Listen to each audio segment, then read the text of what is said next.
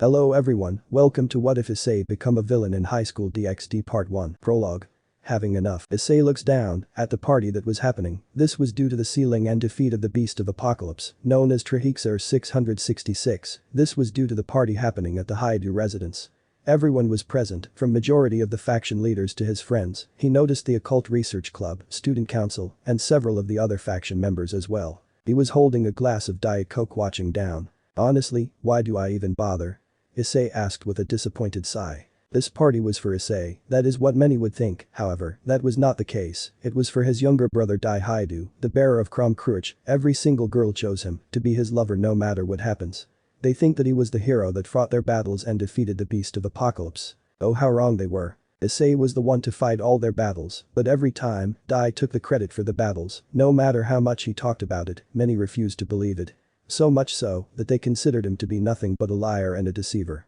One might even think that he was hated among the factions. Furthermore, Dai and his friends spread an infamous rumor of him being a pervert. This caused his life to worsen even more. No matter where he was, whether in the human world or the supernatural world, nobody listened, nobody accepted him, and hated him even more. Except for a very few people. One of them was Drag, his only best friend. Initially their relationship was platonic, but eventually they became close friends. Drag was so much trusted that he revealed his secrets to him. The trust was more than his own family. The other was Nyx, the primordial goddess of night. One might even think that they are lovers, or at the very least those who know about him. That being only Drag and a few others, she had faith in him more than anyone else. It was because of his desire and determination to save Ingvild from her clutches that made her fall for him. This made Nyx jealous. She never had anyone save her before. However, what happened next angered her to no bounds. Ingvild, like the rest, was unfortunately manipulated by Dai into thinking that he was her knight in shining armor. As a result, she hated Issei, which nearly caused him to fall into despair. Nyx was arrested. She last saw Issei having a look of complete sadness. She looked at him in the eye before teleporting away. After a while, he started to visit her in secret without anyone detecting him. And since nobody would know of his disappearance, since many refused to care where he went, he managed to sneak in and meet Nyx. During their fight, Issei noticed her jealousy, which he realized it later, as he wanted to ask her about it. When he got there, however, he was surprised by a hug from the primordial goddess. She had magic seals all over her body to prevent her from escaping. Moments later, he reciprocated the hug and they both had a nice conversation. There, he realized Nyx was always alone, not even her brother Erebus visited her. He never truly understood why she kidnapped Ingvild, but he assumed that because she wanted someone to talk to. When it was time for him to leave, Nyx did not want him to go, but she understood that they would come to know. Issei made a promise of visiting her again, and perhaps one day freeing her, which made her blush. She was happy to have someone that she will talk to, and over time, they started to share their secrets. As time passed, she was angry and disappointed in the factions and the girls, especially Ingvild, and hated Dai even more, and time again, she started to fall for Issei, and one day, she would confess to Issei. Issei became depressed. He still couldn't find a way to free her without her being tracked by the factions or worse, getting her injured or killed. Despite this, he refused to give up. Partner, the boosted gear manifested as a dragon spoke, his best friend Drag. I know Drag, no matter what I do, I can't find a way to free her, but there has got to be something that should be helpful in a way. Try using the Book of Conceptual Records, your other sacred gear, Drag suggested with a bit of hope. The Book of Conceptual Records was a legendary and mythical book. It was a book with a brown covering, with golden embroidery surrounding its edges. It had the symbol of God on its spine, which was gold in color. Both the front cover and back cover had additional gold embroidery which looked like a planet on it. Issei summoned the book. He looked at it in amazement. He found this book while he was away for a mission. Nobody knew of this, and the gear accepted him without any problem, as if it chose its new wielder. Once opened, the book had the records of every sacred gear, up to date, including the undiscovered ones like Nereid Kiri or Alpheka Tyrant, which he had never heard of. This also included the Longinus, as well as other sacred gears, known. In addition to that, it also allows the user to create any sacred gear he so desires. He tried this with divine dividing, and lo and behold, 2 wings had came on his back, which performed the same way the regular divine dividing would do. He could even alter the gear and remove any and all limitations, allowing him to use the gear to their fullest potential. In other words, he can clone the said sacred gear and use it to its full potential, without the original user being able to sense or the heaven system detecting its presence. This was great for the factions not finding out about this sacred gear. Issei theorized the sacred gear to be beyond Longinus tier. Anyone who wielded this was almost akin to a god. Nothing Drake, nothing, I got nothing, Issei spoke in a tone full of sadness. Come on partner, you never gave up fighting against Trihiksa, you never gave up fighting any of your former foes, why you are giving up now? Drake cheered his host up. Drake remembered that aside from Nixon himself, Great Red and Office trusted him as well. They were able to see the reality of Dai Haidu. Office even went so far as to help them see, but nobody trusted her. She eventually gave up as well. Issei started to rack his brain. He always found a way to defeat his foes, but everyone only saw Dai to be their savior. It then clicked, he had to wait for the right opportunity. However, he refused to help the factions ever again. They were never grateful to him to begin with and only insulted and humiliated him. They are on their own, and when they have to deal with a bigger threat, Issei will not help them, never again. Unless he has something to gain in return, no more selflessness. I have an idea, Issei spoke with a tone of seriousness. Partner, are you sure of this? You know they live in your house, right? Drake spoke with a hint of concern. Indeed, we are not helping them, let Dai do it himself. I no longer will help them ever again, unless I have something to gain. They are on their own, let's see how far they get, Issei declared, with a cold tone. Drake could only watch his host with surprise. The boy that once helped the factions was gone, killed by the same people he protected and cherished unconditionally. He also was not a big fan of the factions either, and he could not blame him for having that thought process. But what is your goal now that you don't want to help the supernatural faction? Drake had asked after declaring with conviction. I desire peace if anything, and it does not matter if innocent blood needs to be spilled. I never achieved peace because of my brother twisting the story, making the whole world think like I am the bad guy. People like them are not worth protecting, Issei responded with conviction. But we cannot judge people, buddy, especially when we ourselves are not perfect. Drake spoke with slight sadness and anger in his voice. Issei looked at him and responded. As long as humanity exists, hate will also exist. Love ends when betrayal begins, and I have always experienced an endless stream of betrayal. No matter what I do, I am always the bad guy to them. Issei spoke with anger. He no longer felt sad for his past with them, but now he was angry. You are willing to change the world even if it stains your hands with innocent blood? Drake asked in a serious tone. Drake, I no longer desire to do good things, but I desire to do great things. Issei opened the book, he saw the information of every single sacred gear, which he could replicate and use it for himself. He would have broken out Nyx a long time ago, but this would make her hunted, and he did not want to risk her life. He was going to make the factions release her one way or another.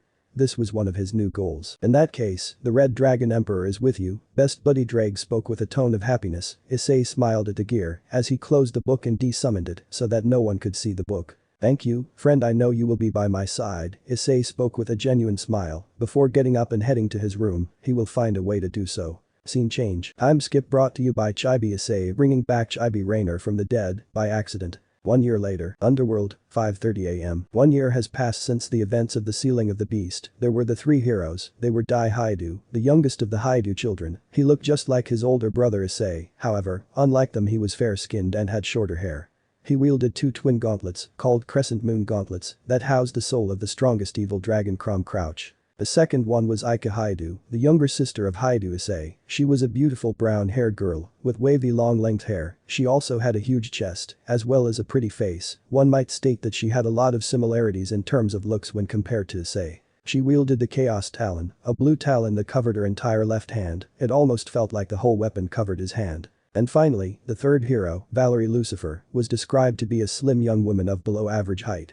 She has long, white hair which curls slightly at the ends, with 2 bangs framing her face and reaching down to her chest. Her hairstyle's most distinctive trait is a short upward ponytail, obtained by gathering and tying the hair covering her forehead. She has large blue eyes and a curvy, voluptuous body, with large breasts. All 3 were considered heroes, but one of them was an outstanding hero. However, 4 months, an entity had attacked them. He was a bald-headed being with blue-haired marks that had a blue tattoo on his forehead. He was 2 meters tall in height.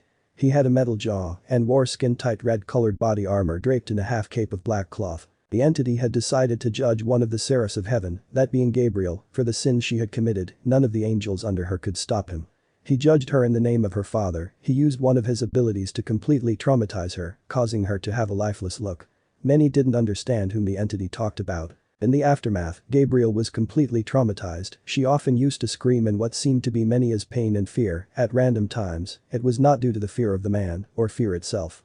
Several wanted to look for him, but he was never seen again. At least not until 2 months ago, where he attacked members of Team DXD, leaving several injured, some even hospitalized. Many assumed Dai would be able to stop him, but he failed to do so. Furthermore, the man used a trick that turned Ingvild singing against Dai or anyone that was dragon or have dragon-based sacred gears. As a result, instead of helping them, it instead hurt them, which the entity seemed to be enjoying a lot, especially when Dai was suffering. In the aftermath, Ingvild realized that her singing actually was harming her friends, causing her to stop using it, since now she and many others deemed her sacred gear to be dangerous.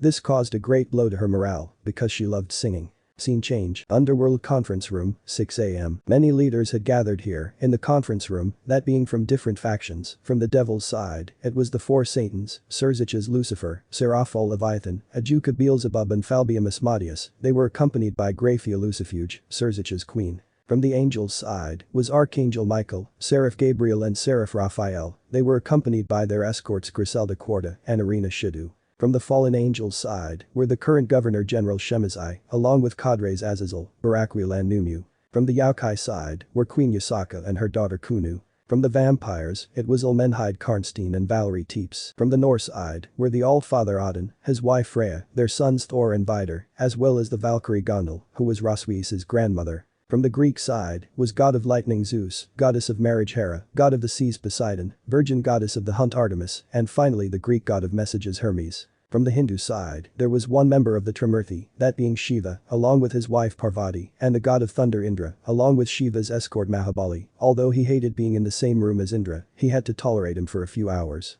And finally from Team DXD were the current leader Dulio Jesualdo, Michael Joker, the sub-leader Sun Wukong, first generation, along with Ria's peerage, Sona's peerage, Sikvaria's peerage, Saraerg's peerage and finally Dai's peerage, with Tobio Ikusa's Slashdog team, Yulong, and Valerie Vali Lucifer's team. Is everyone here? Serzich's asks, gaining nods from most of them. In that case, let us begin. I think you are familiar with the bald man's attack that had happened in the span of 2 months, right? Serzich's asked with a grim tone. We all are, Serzich's. He took down the DXD team like they were like mere children. Azazel spoke with an annoyed tone. He was not happy with what had happened. 1 is coincidence, 2, that's an attack. Zeus gritted his teeth in anger. He then banged his table and shouted. If he attacks another time, we might lose someone important. Zeus looked, earning looks of shock and surprise. Understanding the situation, Michael spoke, trying to calm Zeus down. We understand the situation, but shouting will not help clear the matters, Lord Zeus. Michael's words managed to calm them down, while Zeus apologized for his actions, with his pantheon calming him down, just to make sure. I tried dividing his power, but it did not work. Vali spoke with an irritated tone. She hated losing to him. This garnered everyone's attention. He did not even fight against us seriously, we were just mere children to him. Dai spoke with a frustrated tone while clenching his fists. He has somehow dealt with us, but even then, I did not sense any will of him to fight against us, despite us losing to him. Sun Wukong spoke seriously, causing Dai to grit his teeth in anger. This being was able to possess an angel, use telekinesis and throw the DXD team around like they were rag dolls, and use music of Miss Leviathan against you. He is not to be taken lightly, Athena spoke while pointing to the DXD team. I am sorry, had I not allowed him to mimic my songs, none of this would have happened. Ingvild spoke while putting her head down. She was guilty for being responsible for it. It's not your fault, Ingvild, don't beat yourself for something you had no control on. Vali spoke while putting her hand on her, trying to calm her down. Albion agreed to her carrier's words. However, Tobio did not have a look of tranquility. It was after he saw a recording that belonged to another of man's fight that it happened with someone he never expected. Many of you might not believe, but the only one that was able to face off against a man was Issei. Haidu. Tobio spoke, surprising many. Everyone refused to believe that Issei would fight against him, let alone tie with him. You're kidding, all he does is get in everyone's way. Vali exclaimed angrily. No, take a look. Tobio showed the video recording. Everyone looked at the recording that Tobio had played on the video player, as they saw Issei himself face off against the man in the recording. Recording? So you are the one that is getting in my way, huh? The man spoke from the screen, with Issei looking him dead in the eye. Issei removed a book, and from that 2 pair of wings appeared on his back. This was divine dividing. The man chuckled watching this, as he asked, divine dividing, huh? The gear of that girl, what makes you think that would work? The man taunted Issei, however he was unaffected. It might just work, who knows, it is just that Vali doesn't even have access to the full potential of the gear. I managed to unlock it. Issei spoke seriously, he then asked, what should I call you, do you have a name? Call me Malak, and today is going to be your end, Issei Haidu. Malak spoke with a grin, despite it not being visible. Very well, then Malak, don't blame me for what happens. Balance break. Issei entered into his balance breaker. It looked just like Volley's own balance breaker. Malak tried to use telekinesis, but Issei had a simple dagger on his left side that nullified the balance break. Damn it. You have that blade. That gear counters my telekinesis. Malak shouted angrily as Issei started to use divide on him. He started to lose his power. Issei went towards Malak as he used a red blade to fight off against Issei, with the latter being surprisingly good with a sword, blocking most of the strikes and evading some of it with ease. He then slashed Malak, causing his grip to loosen. Issei ended the fight with a kick as he dropped his blade. He was in his knees as Issei pointed his blade to his neck and spoke. Any last words? Just to see you. But that Malak started to glow, forcing Issei behind. He then escaped a while later. There was no Malak or his blade with him. Issei looked at this and gritted his teeth and exclaimed, "Damn it." Issei flew away using the wings. After Malak had escaped, the recording then stopped. End of recording. Many were shocked seeing this, however several were angry, especially Volley, Albion and Dai. Dai assumed that he should not deserve this power, while Albion and Volley were angry due to him having copied Divine Dividing to defeat him.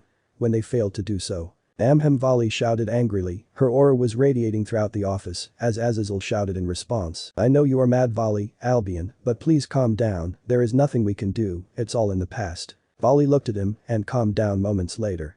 She took a deep breath and gritted her teeth while trying to control her anger. She was not happy with what happened. It seems like the brat is hiding his true strength. He is more than what he is. Auden spoke while rubbing his chin. His tone was calm, but he was worried about his strength. All this time, he was hiding it. And there was no change in the system. He was able to copy one of the Longinus and its abilities, not to mention, that book allowed him to copy the gear. We don't know what that is. Michael spoke with annoyance. He was not happy with the fact that Issei had a Longinus like that, without him coming to know. But despite this, some found the recording to be off, especially those that were smart, like Elmenhide Karnstein, Ajuka Beelzebub, Sona Sitri, Seraphol Leviathan, and Azazel. Even Tobio and Athena were put off by the fight, as they knew that both of them seemed to acting and were very good at it as well. Not to mention, everyone noticed the book seeing it for the very first time. Is it just me or was this a sort of an act? Ajuka thought. Well, both of them did not change their places when they fought. Either way, I will be sending Grafia to fetch Issei. He should be here in a few minutes. Hopefully. Serziches spoke with a serious tone. With the latter leaving the room, the others could only wait for him to show up. That disgrace of my brother hid his real strength from me. I will make him regret it. Dai thought with anger and hatred. All he could do is wait for him to show up. Scene change. Haidu residence, 7 p.m. Issei was sitting on the roof of the residence. He looked at the mortis blade. It still needed to be worked upon. It was a sacred gear that can kill gods. He then spoke. I need to work on this. The gods are known to have strong vitality. Issei spoke in a calm tone. He then remembered the camera that was present. Signing, he wondered how the factions would react when they found out about this. So many would want answers from me. I can imagine what will happen, especially with them. Issei spoke coldly, and the word them was spoke with disgust. Moments later, a magic circle appeared. It was Grafia Lucifuge. Seeing him sitting on the roof, he gave a cold glare to her and asked, what do you want, Grafia? Haidu, the faction leaders have asked you to come to the meeting. Grafia spoke with a serious tone, as Issei scoffed and responded. If I don't come then, what will you do? Issei spoke with a mocking smile. Then you give me no choice. Grafia was ready to bring him by force. Issei sighs in response, as a book comes in hand. I can make a sacred gear that will siphon your powers away, and I can use it for myself. You will be powerless without them. Not to mention I can create another gear that can do same thing Malak did to the Seraph. If I wanted to. Issei spoke in a cold tone, as two claws appeared. He was ready to fight. Despite her neutral look, Grafia had beads of sweat. She remembered the hallucinations that Malak put Gabriel through. She had a slight fear of what Issei will do to her. Issei then remembered that this could be one of the ways he could free Nyx, but at the same time, he has to be careful. He did not trust any of the faction leaders, and they can try to remove the book of conceptual records from him. I need to make some security systems to the book. Let's see how the factions will remove them from me. Issei thought with a mocking grin. He looked at Grafia, who was worried on what Issei will do to her, as he spoke. Let's get this over with. Issei spoke with a cold tone. He dispelled the book and the gears and headed with Grafia to the meeting room. Scene change. Underworld conference room, 7:30 a.m. All the leaders in the room heard two footsteps approaching them. Dai hid his annoyance with a fake smile, while some gods looked at him with curiosity. Issei looked at the scene with no interest. He looked at the floor, wanting to go home and work on the mortis blade. It still needed some work to do so. Thank you, Grafia, for bringing him here. Serziches spoke with a smile to his queen. With the latter nodding and leaving, he turned his attention to Issei, who was not interested in even looking at them. Brother, have some respect for the leaders. Aika spoke, clearly annoyed by her brother's attitude. Issei did not bother to hear his sister's voice as Azazel spoke. "Boy, we need to ask you some questions about Malak, will you answer them?" Azazel asked in a serious tone. "No." Issei responded while looking at the former Governor General dead in the eye. "You're not going to answer." "Haidu, don't you realize how important this is?" Sona spoke in a serious tone. "You want me to answer, huh? What do I get in return?" Issei spoke while thinking that this would be his chance to put forward his request. "Kid. You have no right to demand us for information." Zeus exclaimed in an angered tone. He was about to get up, with Issei speaking with a chuckle.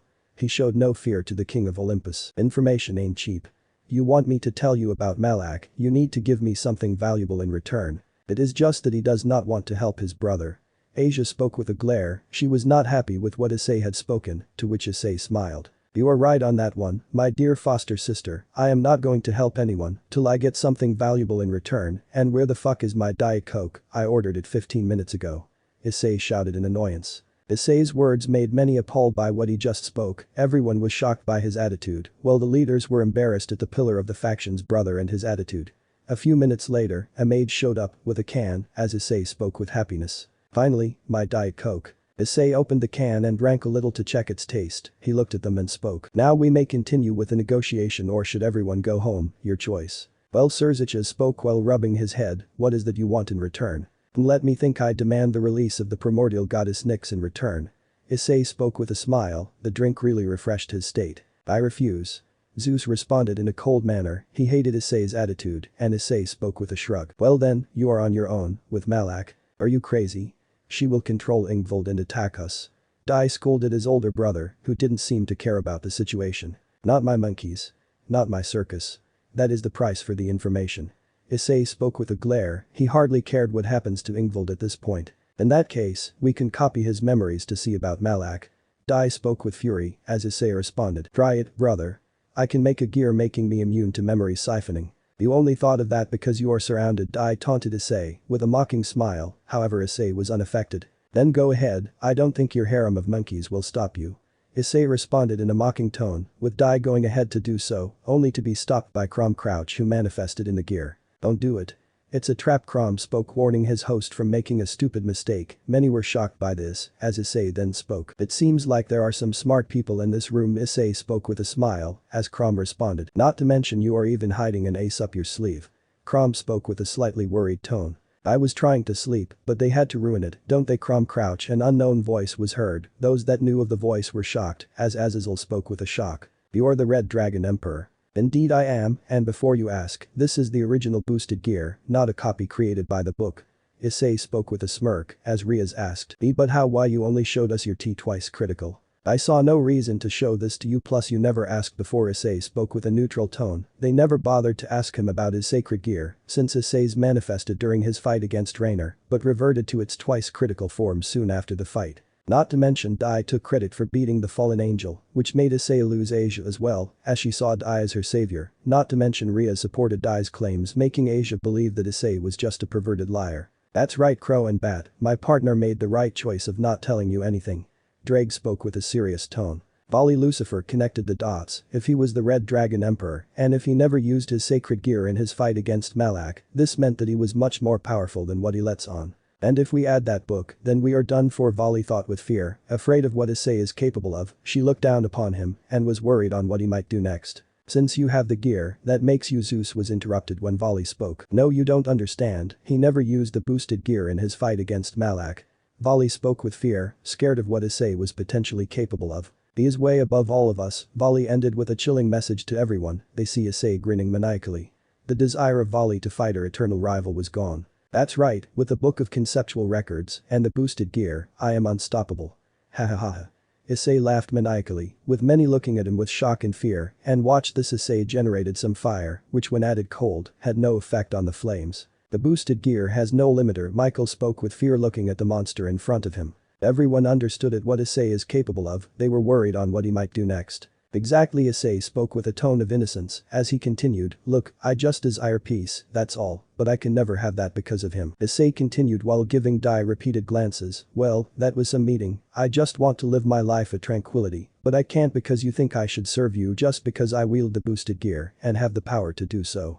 Nothing is free, and you should know that." Issei mentioned the obvious present to them, many did not know what to answer, as Zeus spoke. You don't understand what's at stake here, innocent lives are going to die because of your selfishness, Zeus spoke while gritting his teeth, several of the leaders agreed to Zeus. Like I said, all you need to do is accept my offer, and the information is yours, Issei spoke with a smile. And besides there are people that have betrayed the factions for more information, right, Azazel?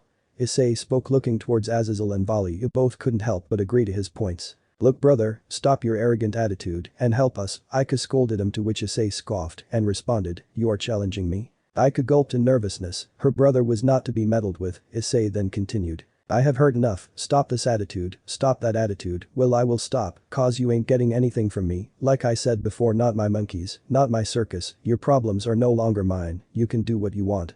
Issei headed outside, using a ring he had created that allows him to create portals. Issei turned his head to the side and spoke with a cold tone, just let me know when you change your mind, K. You know what to do if you need the information. Issei teleported back, leaving several angry at what happened, especially Dai and Zeus, they were helpless, as Issei gave them a clear message. Either you accept my deal or suffer death and destruction. Chapter 1. Unbearable truth. After Issei left and headed back to his house, the faction leaders were in a rocky situation, they needed information from Issei, and he was nowhere to be found, he had just disappeared. I wanted to teach Issei a lesson, but there was no Issei, he wanted to beat the truth out from Issei, but without him, there was no way to do so. He gritted his teeth in anger and accepted defeat. 2 days had passed since he was gone, nobody knew where he went, it was like the earth swallowed him up. However, things only had gotten worse later on, as Malak once again attacked, he had attacked the factions with a much greater force, leaving more casualties, he was laying waste to the factions wherever he went. Nobody could find a way to stop him so far, this left a bitter taste in his mouth. Issei had come back from his visit, as he was not in a mood to deal with any of his family members, he was working on the final touches of the Mortis Blade, the god-slaying sacred gear, it was almost done, when his door suddenly exploded. What the Issei exclaimed in surprise, he saw the door was exploded by none other than a voluptuous black-haired beauty, Issei was not happy seeing her however. He closed the book and it disappeared. There is something called as knocking, Himejima. Issei shouted, he was ready to teach her a lesson, but all he saw was Akeno smiling towards him. Oh, that is just punishment for insulting my Anata, it's gonna get a whole lot worse for you, fu Akeno spoke with a sweet smile, as lightning crackled between her palms and fingers. Akeno may have the same smile, however she was internally furious, nobody insults her darling and gets away with it. Issei, on the other hand, was not the same Issei that would normally take beating from someone like her, as he spoke with a growl. Don't blame me for what happens next then. Unbeknownst to Akeno, Issei's eyes had turned red, he was ready to leave a scar on her, to deal with her once and for all, he had a sinister grin. Scene change. Akeno came outside the room, with a lost look on her face, she walked aimlessly towards the couch as she slumped on it, with a lifeless look on her face. Akeno sat on the couch, whatever Issei did to her traumatized her, she saw Dai Haidu passing by, she spoke. Akeno spoke weakly trying to garner his attention. Not now Akeno, I have some work to do, Dai spoke, however, when he saw Akeno in this state, he shouted in worry. Akeno? What happened? Dai exclaimed as he rushed to Akeno, he did not know what to do. Akeno failed to respond, as Dai assumed that this was Malak's doing. Out of all the girls, Akeno was the most emotionally dependent on Dai, but Dai did not know what to do, he had no choice but to call the other girls to leave, since he had to do a lot of work. The other girls deduced that this was Malak's doing, his attacks have become more and more aggressive in just 2 days. If anything, they believed that this just the beginning, and the fact that he managed to sneak in here showed how dangerous he is, making them fear him. Ingvild looked at her condition in sadness, she had been slipping into deep slumbers over and over again, the past few days, she assumed that her sickness had gone due to the medicine that Dai gave her. However, in reality, it was Issei that made the medicine. How is this possible? Ingvild spoke with worry and fear. Ingvild noticed that her illness returning was not a good sign, she had approached Dai multiple times, but he ignored her. This caused her great sadness and depression. Furthermore, her illness reduced her magic power significantly, which almost would make her even more weak than she already is. Why Dai, why are you ignoring me? Ingvild murmured with sadness, she wanted Dai's support more than ever. But every time she approached him, he ignored him, making excuses of either training or preparing for another meeting. Ingvild left the room, she was worried that her sickness would return, she wanted to go for a walk to refresh her mind. Ingvild had heard someone from upstairs talking to someone, as she looked, she heard more noise. Yeah, the Mortis Blade needs some work, after that even the gods will not be a problem for me to deal with, the person spoke in a calm voice. Issei? Ingvild spoke in a surprised tone, she wondered what Issei was talking about and against her better judgment, she headed up there. Little did she know that her visit to the top will prove to be a wake-up call for her. Scene change. Ingvild reached the roof, where she saw Issei talking to a cloaked man. She wondered what he was talking about. Ever since the Malax attack, many had wanted to talk to Issei in order to convince him to help, but every time, he was either missing or never showed up. She wondered, what is he doing here, or who is he talking to? Indeed, after that we will be unstoppable, no god or devil will be able to touch us, the figure spoke with a smile. Ingvild was shocked and horrified. Who was Issei talking to? Even then, it's a shame that the factions are in a toss. I mean, they have no way of dealing with the current threat, Issei spoke in a mocking tone. Not to mention, their hero is nothing but a poser and a liar. It is a shame that the factions are fools, and their leaders are nothing but prideful idiots, the cloaked man spoke with a mocking tone. This irritated and angered Ingvild as she thought. Who the hell is he? Ingvild thought, angered as they insulted her lover and the rest of the factions. I guess, but then again, the factions are not my problem, they can do whatever they want, whenever they want, Issei spoke in a cold tone, not caring for the factions anymore. His voice was as cold as nitrogen ice, with no warmth or emotion at all. Ingvild was surprised by this. She had never seen Issei speak in such a cold manner. Every time Issei spoke to her, it was in a calm and warm manner, but she was cold to him, thinking that he was a liar. Speaking of which, what more sacred gears are you planning to recreate? The man asked with interest, wondering what Issei was thinking. I am planning to recreate the true Longinus. Once the Mortis blade is done, Cao Cao will never be able to use the full potential of the sacred gear due to God's will limiting the spear's capabilities. I can't blame him for that, and besides, even his other balance breaker, Polar Knight Chakravartin, is pretty capable. Issei spoke while rubbing his chin. His tone was in complete analysis of the gear. That's true, I mean, you did manage to defeat him even before finding the book, that is, but then again, your brother as always took credit for what you did, right? The man spoke with a slight sadness in his tone. Don't feel sad, it's pointless, and besides, I think the medicine for Ingvild should be wearing off very soon, right? Issei spoke in a neutral tone. Ingvild was surprised by this. How would Issei know about the medicine? Dai was the one that gave it to me. Ingvild thought with disbelief. But even then, why did you help her back then? The man asked Issei as Issei sighed. I loved her, once upon a time, that is why I gave her the medicine. Even then, it was a temporary fix, since it was still in its prototype stage, that is why it was temporary, but then, she chose my brother. Issei spoke with a sad tone. Honestly, it still pained me back then, that she was with my brother, and even then, I tried to convince her that I was the one to save her, but then Issei trailed off in sadness. She called you a liar and went to your brother, the man ended it, with equal sadness. Issei only looked away and spoke with a sad tone. Yeah. Ingvild was surprised by this. She knew of Issei's feelings of her, but she belonged to Dai. She chose him because he was the one to save her. She refused to believe him, and many other did support Dai, so she believed in him, that he was her savior, and Issei was a liar. My heart was hurting seeing those two together, and my soul was dying from seeing them together, but I guess I need to accept the truth that she wasn't meant for me, Issei ended with a sad tone. Okay, but even then, that doesn't answer my question properly. If you knew she was rude, then you should have let her wither away. Why did you give her the medicine?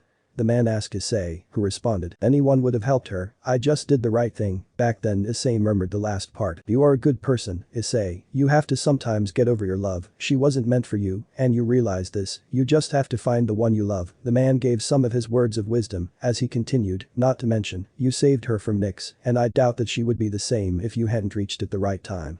But just like the others, she is blinded by the lies. Ingvild kept her mouth, she refused to believe that this is happening. She looked at Issei and eventually decided to come out from the shadows. Issei and the man looked at her. He was worried that the man's secret identity will be revealed. However, he noticed Ingvild had a look of sadness and anger on his face. She raised her hand to slap Issei. However, Issei grabbed her hand before it could reach his face. She struggled to get her hand free. Issei was also not happy that she attacked him. The man was ready to defend Issei, but using his free hand, he gave him a signal to stop. You better have a good reason for trying to slap me, Leviathan. Issei exclaimed with fury. Don't lie, you are not the one to save me, Dai was the one, you are jealous that I am with your brother. Ingvild exclaimed with equal fury in her voice. Then why are you here, why did you slap me? If you don't believe what I said, then why are you even wasting your time here?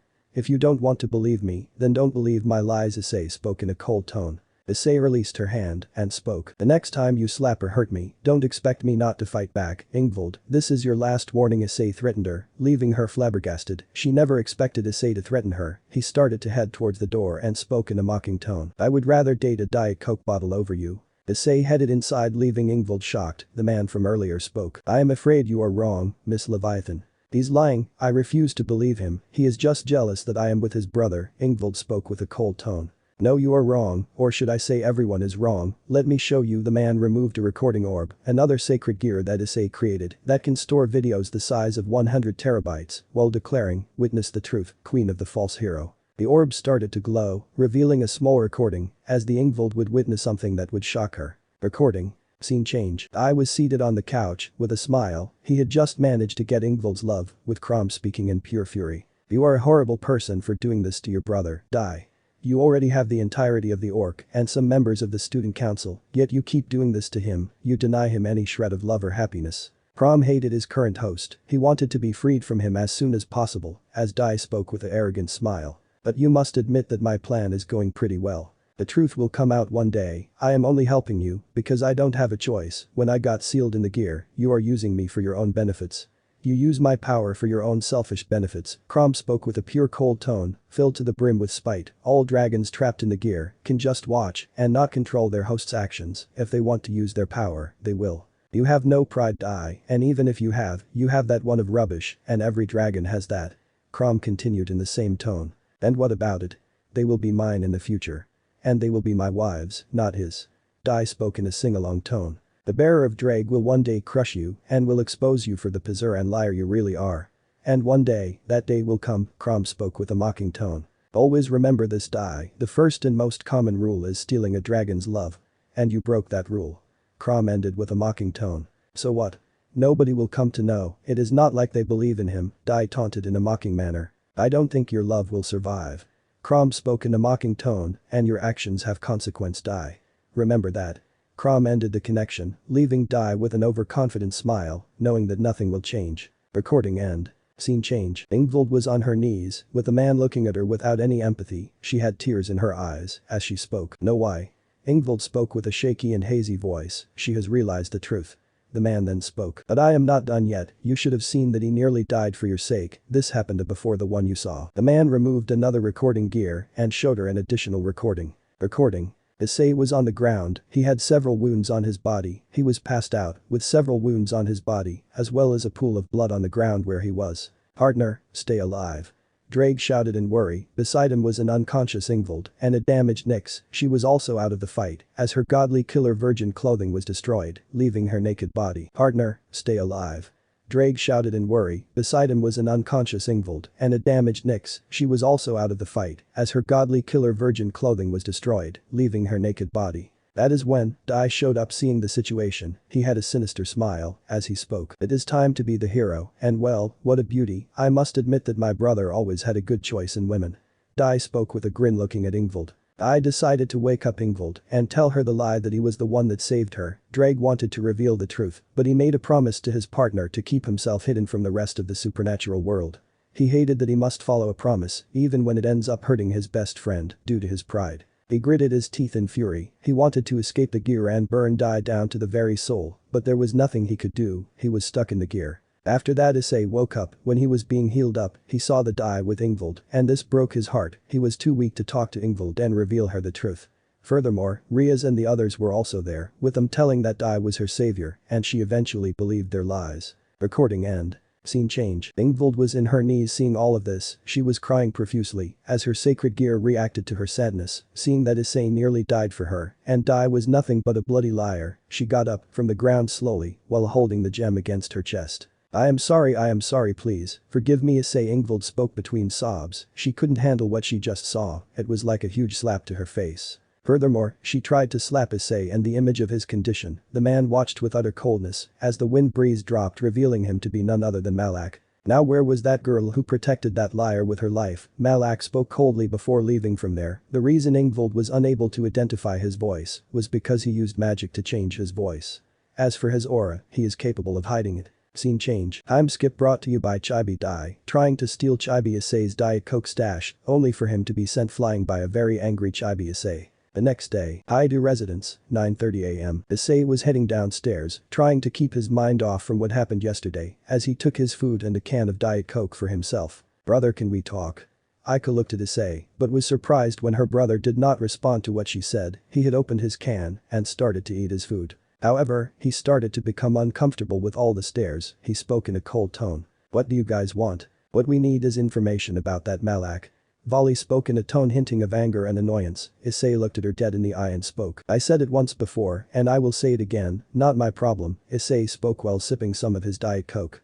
Seeing as nothing was changing, he took his plate and drink and headed to the room. Even his parents were appalled by his attitude, with Goro speaking. I never knew that you were selfish. I said it before, not my monkeys, not my circus father, just give me my end of the deal, and the information is yours, Issei spoke with a mocking smile, before heading to his room, leaving everyone shocked by his attitude. He had understood that either Dai or Ika must have told them about the meeting. Scene change. Meanwhile, Ingvild was in her room, her cheeks were dried due to the tears streaming from her eyes. The truth had completely broken her, and it did not help that no one would believe her if she had told her what she had just witnessed. She was in no mood in going to Kuo Academy, especially not in her current condition. Her fighting spirit had completely faded and her eyes had no life, their dark circles present due to the lack of sleep, furthermore her hair was completely messy. He loved me and I treated him like garbage. What kind of person am I? He was a gem, well I threw him away. I don't deserve to be with him, Ingvild spoke while sobbing. Ingvild opened her eyes, tears falling from them, she treated him like garbage. That is when a knock was heard from the door. Go away. I don't want to talk to anyone. Ingvild angrily shouted at whoever was there. I see, maybe I should come at another time. A man spoke, recognizing the voice, as Ingvild got up rushing to open the door. When she did, she saw that Issei was walking away from the room. No, Issei, wait. Ingvild shouted to garner his attention. He looked at her and approached her. What happened? Issei asked. He was here for a purpose. Why are you here? Don't you hate me? Ingvild asked, trailing off. I came to give you this, Issei gave her, handing her a bottle of medicine. But I don't deserve your help, Ingvild spoke, to which Issei chuckled. By that, his chuckle changed to laughter. Ingvild was confused. Why was Issei laughing? Her answer was also received. Oh, you are right, you don't deserve any of my help, Issei spoke with a sinister smile. Then why? Ingvild spoke with a feeling of dread as Issei spoke. Oh, you know why? You really think I was going to care for you after everything you said to me, Leviathan? After every single insult you called me, a liar, a jealous man to name a few, did you by any chance think I care for you? Issei exclaimed, walking closer to Ingvild, who started to back away. Well, I am sorry, Issei. I did not know about Dai's true nature, Ingvild apologized, trying to calm the situation. She really felt guilty for what she did, however Issei was not having any of that. Issei grabbed her by the hair, pulling her towards him, as she exclaimed in slight pain. Issei, it hurts. This hurts. This is nothing compared to the pain I experienced because of you when I tried to save you from Nyx. Am I a second-hand option for you? Is that it? Issei's voice grew with every word. Ingvild started to tear up, not because of Issei pulling her hair, but because of what Issei said to her. No. Ingvild retorted. Yes. That's what you think of me. I am a second-hand car, which is meant for those that don't want to buy a new car. Since Issei's brother Dai is a fucking jerk. I am a replacement. After everything, you really think I care for you? No. No. No. Issei shouted as tears fell from Ingvild's eyes. I do not care for you, my dear Ingvild. I want you to live because I want you to see the consequences of your actions. I can't allow you to fall asleep now, can I? That will be no fun now, right, Lady Ingvild? That would be mercy. And I won't let that happen. I will make you see the monster that you're responsible for creating. I want you see as I will take away everything and anything away from you which held some importance to you. You shall watch as I destroy and burn down the very people and world you once cared for right in front of your eyes, and you won't be able to do a thing except watching and despair losing your beloved boyfriend, friends and family, everything by my hands. And for that to happen, Issei screamed the last part. Drake was worried about Issei as he sent calming energy to him. Ingvild on the other hand had fear in her eyes. Issei released her as she dropped on her behind, her legs were spread on the ground, she was crying endlessly. Issei took a deep breath to calm down. So you have a choice, you can either be a quitter and wither away, or you can take the medicine and live with the consequence of your action. Issei exclaimed as he kept the medicine on the ground and walked away, not bothering to see Ingvild's face. But not before saying. I used to keep my heart for you, not my self-respect that you can destroy it whenever you feel like it. Issei's voice held disdain as Ingvild broke down into sobs. She wept a lot that day. Issei did not even bother to check on her. Partner Drake spoke in worry. I am fine, it's just that she brought back painful memories of my past. Issei spoke with a sad tone, his eyes were teary-eyed, he did not know exactly what is going on with him now. Drake then suggested. You should have a can of Diet Coke, since it will help to calm yourself. You need to have a cool mind when you deal with them. Sooner or later, Issei responded by gritting his teeth. He was going to make Dai's life a living hell when he gets the chance. Scene change. Time skip. Haidu residence, 3 p.m. Issei was chilling, playing Brawl Stars on his mobile phone. He was this close to defeating that damn Hank, who has been a pain on the map, destroying his tick even away from the walls. However, as he was playing, he was being watched by the orc minus Ingvald and Valerie's team, he became uncomfortable. There is something called as privacy, you know, Issei spoke in an annoyed tone as he continued playing. Aika, annoyed by her brother's attitude, snatched the phone from him, with him shouting as he exclaimed in an annoyed manner. Hey. I was this close to winning, do you know how hard it is to deal with that brawler? God, Supercell made him broken. Would you stop being a brat and help us? We need your help, Aika exclaimed in a demanding tone, ignoring her brother's attitude. Issei sighed. Like I said, free Nix and the information is yours, that's it, Issei spoke while shrugging. How can you be Naya's brother? Kuroka spoke in a mocking tone while looking at her Dai. Well, you see, when two people love each other, that is when Issei spoke but was interrupted by Aika. Stop fooling around and tell us about Malak, innocent people are dying. With your help we can save lives, Aika spoke in an annoyed tone. Like I said, not my monkeys, not my circus, Issei spoke with a smile as he then continued. And besides, you can't even take a joke, that is why you are still single, Aika, Issei continued, drawing the anger of many present.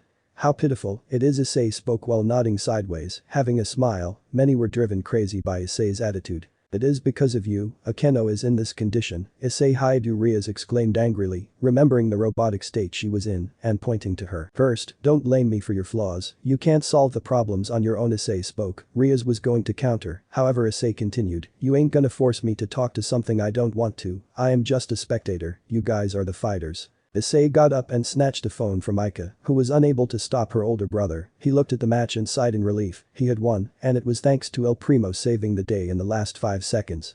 The match would have been lost if Hank would have taken out his tick. Valerie, annoyed by his attitude, grabbed him by the shirt and exclaimed angrily. Listen, I am getting tired of your attitude, so I will beat the truth from you. Issei did not seem bothered and chuckled as he spoke. Such a shame that you couldn't beat him, with the original divine dividing, yet I performed a feat stronger than yours, so you desire to have a small advantage. Issei's eyes started to glow red as he spoke. No, you are afraid of losing, since I indirectly destroyed your pride, didn't I?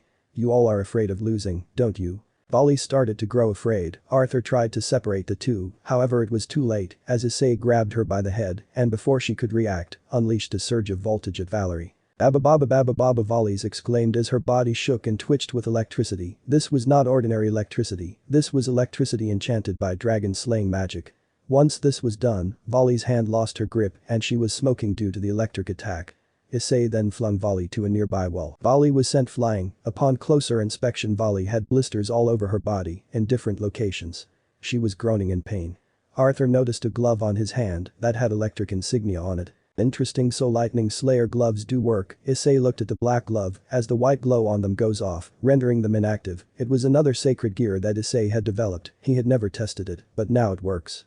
He put his phone inside and brought his second glove, which he wore it in his free hand. Watch out, the lightning from the gloves has Dragon Slayer properties. It could be a Dragon Slayer weapon, Albion exclaimed in worry while trying to keep Valerie alive. Indeed, but that is not all it is capable of, Issei spoke with a smile, causing many to get on their guard. Why you, Valerie growled, causing Issei's attention to turn to her. Oh, don't be like that, I held back the lightning on the first try, but I ain't gonna stay here being quiet, Issei spoke coldly while he walked towards Valerie, with his gloves glowing as they surged electric current. Valerie instinctively, she was afraid of him. However, before he could move, a sword came in front of him. This caused the electricity to disappear as he turned his attention to Kiba, who spoke in a serious tone. Make one move and you will regret it, Haidu. So you trade your life for hers? Interesting. Issei turned to Kiba with a malicious grin. Issei brought out his book and summoned a skull on the top of his right glove. Valerie watched as she saw the skull glowing red as she shouted to get their attention. Everyone get away from him. But it was too late. A red beam hit Kiba as he held his head in pain. He fell on the ground screaming in pain. Issei had given him hallucination of his comrades dying over and over again. Riaz looked at him in fear. She was scared that the same thing that happened to Akeno should not happen to him. She watched in horror as Kiba pleaded with tears in his eyes. Please, make it stop, I beg you. I am sorry, but seeing you in this state does put a smile on my face and your screams are like music to my ears, Issei responded with a smile. Issei was ready to increase the hallucination to Kiba, but Riaz got in the way. She looked at him in fear, tears welling up in her eyes. I will not let why you hurt anyone, so you better stop, Riaz spoke, trying to muster up the bravest voice she could. Issei only grabbed her by the chin, which is when she started to hyperventilate. Bravery reminds me of the old days. Well, let me make myself clear. I am not helping you till I get something in return, and I will not hesitate to kill you to prove my point. Alright, Issei, or at least Riaz, who stopped hyperventilating. Asia and Kaneko were trembling in fear seeing what Issei had done. They only watched Issei head out of the room, nobody dared to stop him. What kind of a person is he? LeFay exclaimed while shivering in fear, watching Kiba still screaming and crying due to the hallucinations. He is a monster that is not to be crossed with. Arthur spoke in a serious tone, with LeFay agreeing to what her brother said. Dai saw the whole scene with complete fear, while Crom had a mocking smile seeing his host in this condition. Aika made a mental note not to mess with him, ever again. He is worse than a monster. Riaz thought with tears, she was downright afraid of Issei at this point. Scene change. Time skip brought to you by Chibi. Riaz trying to find who Chibi Malak is only for her to be flung away. The next day, Haidu residence, 9:30 am. Azazel, Serziches along with his wife Grafia, Auden and Michael were all present as they remembered what Issei did yesterday. They were all serious on what happened. Well, it seems like the Red Dragon won't hesitate to torture and kill if we mess with him, Azazel spoke with worry, remembering the blisters on his adoptive daughter. Serziches gritted his teeth in fury remembering his sister and her peerage's condition. And if we add to the sacred gears he can copy and use, he is someone to fear, Auden spoke while stroking his beard. Michael shivered due to the fact that he can mimic the truth idea of the true longinus. Many remembered how Valerie and Kiba suffered, as Valerie was still recovering from the blisters Issei gave her. Azazel was filled with dread that Issei is able to use Dragon Slayer magic. As this was going on, Ingvild came in with drinks, mostly tea for everyone, as she brought in a tray full of them. Dai went to greet her, mainly to show that their relationship was going well. But Ingvild walked past him, much to his surprise. Well, it seems like our pillar is having a lover's quarrel with one of his women. Auden spoke in a tone full of jokes. He changed his tone and spoke in a serious one, but leaving that aside, we need to find a way to negotiate with him. After the drinks were placed, Ingvild kept the tray down on a free table as she stood beside her king. Dai, for some unknown reason, felt nervousness due to the stare Ingvild was giving him. Azazel was looking at the sofa as Valerie Lucifer, who was in the same condition as Riaz Gremory and her peerage, wondering what the actual hell is going on in this house now. Azazel thought, trying to make sense of what is going on. No, he can't be free, Riaz spoke, garnering the attention of the others. He is not afraid of torturing and killing us. He should be locked up. Riaz's voice was filled with fear. She remembered how helpless she was when Issei completely defeated Kiba and Valerie while barely trying. I am sorry, Gremory, but our hands are tied, Auden spoke with a serious tone. However, even he felt horrible asking for Issei's help despite what he did to them. If we need a fighting chance against Malak, we need his help. But Riaz tried to find an excuse, only for Serziches to interject her and respond. I am sorry, Riaz, but right now Issei's help is necessary for the factions. We have no choice. Riaz looked in horror as she did not have her brother's support. Well, all we need to do is convince Zeus to release Nyx. It is the only way we can get Issei's support, Azazel spoke in a serious tone. But how? Michael asked. Zeus is not fond of Issei because of his last encounter, and he will not release Nyx, knowing what she is capable of. We need to find a way to convince him. Malak is not going to stop his attacks, and it won't be time until we will be in such a situation that Malak will have his cornered. Serziches spoke as dread emanated from his voice. He was worried about his family and faction, since Malak does not care who is next on the assault. Not to mention the devils, the fallen and the Greek are suffering the most casualties. Serzich's voice was agreed by Azazel as well, since the recent attack took a lot of lives. If this continues, then everyone will be wiped out. This is it for the meeting. Someone needs to convince Zeus, or we are done for. Serziches ended the meeting as the leaders teleported back to their homes. Ingvild took the tray and started to head back inside as Dai held her shoulder. What do you want? Dai, Ingvild spoke, trying her best not to get angry at what Dai was doing. I wanted to ask, are you alright? You have been acting distant lately, Dai asked with concern, however he only did so that she thinks that he is concerned for her. No, I just have a lot of work. Now if you will excuse me, I need to talk to someone. Ingvild spoke in a neutral tone. She wanted to leave the room as soon as possible, as she did not want to be near him anymore. I wondered what was wrong, as he could not understand why Ingvild was so distant from him. She has been acting like this since 2 days. She refused to talk to him, or even go near him. Even the other girls were confused by what had happened. They needed to talk to Ingvild sometime later. Scene change. Rooftop, Haidu residence, 11 am. Issei was watching the entire meeting from one of his recording cameras as he spoke with an angered tone. Nobody says it, I am cursed with these powers and my whole life. I have been living his life. Issei spoke coldly as he continued with a sinister smile. I surpass the truth from all. I will be their judge, jury and executioner. There was no plan Issei had for the factions, but that was not needed since the factions don't stand a chance against him. I was once their true hero, but nobody believed me, no matter how much I tried. Issei spoke with slight anger, remembering his past. But now, it will be fun when their true hero turns into their worst enemy, Issei spoke coldly. Issei remembered two instances of his memory. The first was when he showed Seraph Gabriel hallucinations belonging to what happened to him and his memories. With the help of Malak, his goal was to take the happiness from her by showing a fraction of the truth. He tried to help her before, but no matter how pure you are, there will always be a dark side. Heck, even Lucifer and Azazel were once angels, just like Gabriel. She talked behind his back and insulted him about how much of a pervert he is and how useless he is. That of course this was Dai's work, they were wrong, and the true useless is his brother. The second one was when Akeno tried to torture him for speaking ill of Anata. However, Issei used the same sacred gear that he had used on Kiba to make her hallucinate her mother's demise over and over again. She became so detached from reality due to recalling her mother's demise over and over again, resulting in her emotions becoming robot-like. Issei was expecting her to turn insane, but it seemed like that did not work. And honestly, he wanted to do this to the others, especially Rias, Kuroka, Aika and Yasaka, but he saw that nothing would change. He could show them his superiority and show how much worthless they are, but he wondered whether they would even learn. Realizing that they never loved or cared for him, he decided to change his mind. Instead, he had other plans on dealing with them. He knew each of their weaknesses and used it to his advantage. They had relationships, they had loved ones, and all of them had one strength. They all depended on his brother, and once the truth is revealed, well, let's just say most of the girls will become husks like Akeno, and instead of doing it himself one by one,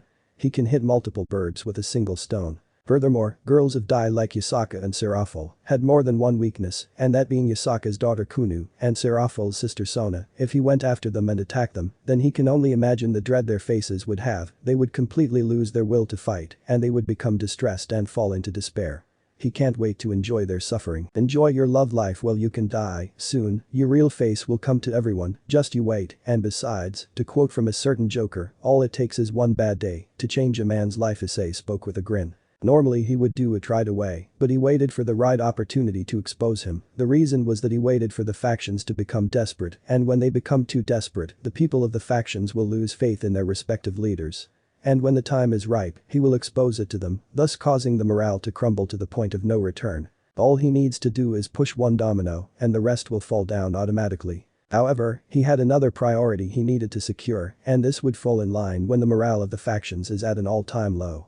It was the rescue of Nyx. He will achieve that no matter what happens. He remembered that she made him laugh and made him smile, which he never did when he was in the Haidu residence or with the factions. All he needed to do is to find the right combination of abilities in the sacred gear, and that is when he will rescue Nyx. He promised her, and he will achieve it. Issei looked at his targets. It was time to hurt his rival permanently, and he knew exactly to go after. He had a sinister grin. Well, after this, there is no turning back. Issei spoke in a cold tone as he watched the skies. He would soon begin his assault on his new target. Lavinia Rinai. Chapter 2.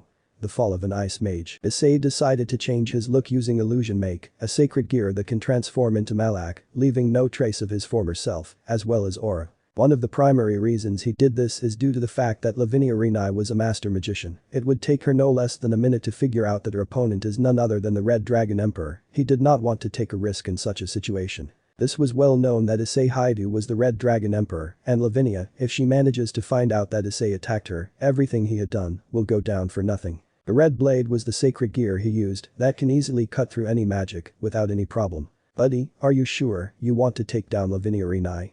Drake asked in worry for his friend as he spoke. Don't worry, this will hurt Vali the most. I am definitely going to leave a scar on her. Permanently. Issei spoke coldly. Spite was indicated in his voice. But that is not the only reason you want to eliminate her, right?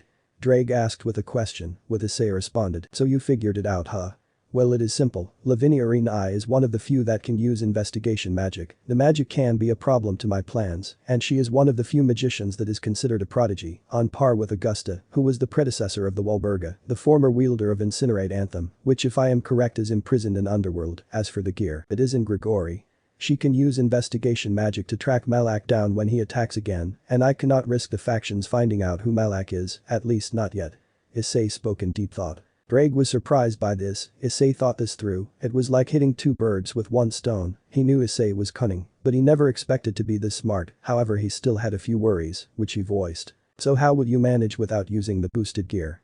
Drake asked as Issei spoke. Don't worry, I will be fine. I promise you that. Issei spoke as he looked at Lavinia. If he was correct in his investigations, she was heading towards Kyoto, where her friend lives. Right on the mark, we will begin our attack soon. Issei spoke as he attached a voice modulator that allowed him to mimic the voice of Malak. This would allow Lavinia to be unable to detect Issei jumped into the fray as Lavinia was heading towards the Himejima residence to meet her friend Suzaku Himejima. Such a shame, someone like you will fall tonight, Issei spoke in a metal and raspy voice, which was how Malak spoke to anyone he met. Meanwhile, Lavinia was walking to Suzaku's house. She wore a white sleeveless shirt, which had frills at the center, and a red tight pants. She also left her hair open and wore a headband. She wore red matching heels as she was walking towards the house. Lavinia was walking towards the house when all of a sudden the dimension changed around her. She was surprised by this, wondering who was responsible for this. She noticed the dimension change was similar to that of the Longinus dimension lost, but with a change being that she seemed to still be in Kyoto, as she could see the people walking around her, but they were ignoring her or were walking above or below her. She seemed to be in some sort of a parallel reality. She would not have even realized the dimension changed around her had she not noticed the weird anomalies around her. She looked around, then she saw him, the bald man, with a metal plating on his face. She immediately recognized him and narrowed her eyes. A neutral expression grew on her face. I presume you must be Malak, right? Lavinia asked in a cold tone as Issei laughed in response. It seemed that the disguise worked perfectly. Good afternoon, Miss Rinai. Well, let's just say today I have decided to eliminate you since you are quite a problem to me and my plans, Issei spoke with a sly grin. Courteous, I was not expecting you to be like that considering you massacred many innocent lives, Lavinia spoke with venom laced in her voice. Oh, don't be like that, besides they were too easy to kill, and the best part is that, the leaders getting their pride crushed, you should have seen their faces, Issei spoke with a haughty tone. He remembered how Malak told him that their faces were despairing and furious, some were even fearful. Lavinia was getting angry at Malak's words. She was definitely going to make him pay for his actions. She was radiating with mana as she spoke. You bastard, didn't you have any empathy for their wives and children or other family members? Lavinia shouted in rage as Issei chuckled. That's not my problem, they were fools to defend their factions, Issei spoke while narrowing his eyes. Blind loyalty can be a problem, you must understand when it is right or when it is wrong. You really are a monster, Lavinia growled in rage. I am not even close for me to being a monster, Issei spoke with a smile as he continued. The only way to escape is by defeating me or I defeating you, but we all know what will happen. Issei spoke with a mocking tone. Don't underestimate me, I won't fall without a fight and if possible, I will take you to the leaders. Lavinia declared as ice started to form where she was surrounding. She tried to intimidate Malak, who only chuckled. We will see about that, Lavinia Rinai. Issei responded in a mocking tone, ready to fight against the strongest ice princess. Lavinia knew that the man in front of her was not to be taken lightly, not because she knew of her prowess would not be enough, but she remembered how Malak humiliated Zeus and dared the king of Olympus to do something about it. She looked at her arms, not knowing whether she would even survive this fight, let alone win. But that did not mean that she was going to go down, not without a fight. Absolute demise, Lavinia muttered. Moments later, a 3-meter ice doll had formed right behind Lavinia. She looked at Malak dead in the eye as she tried to scan his moments, wondering what move he will pull next. Do you think that a huge ice block will intimidate me? Issei spoke with an arrogant tone as Lavinia looked at Issei with anger in her eyes, but she reeled it in. It won't do her any good. In response she spoke. Then come and fight me if you think it is just a huge ice block, Malak.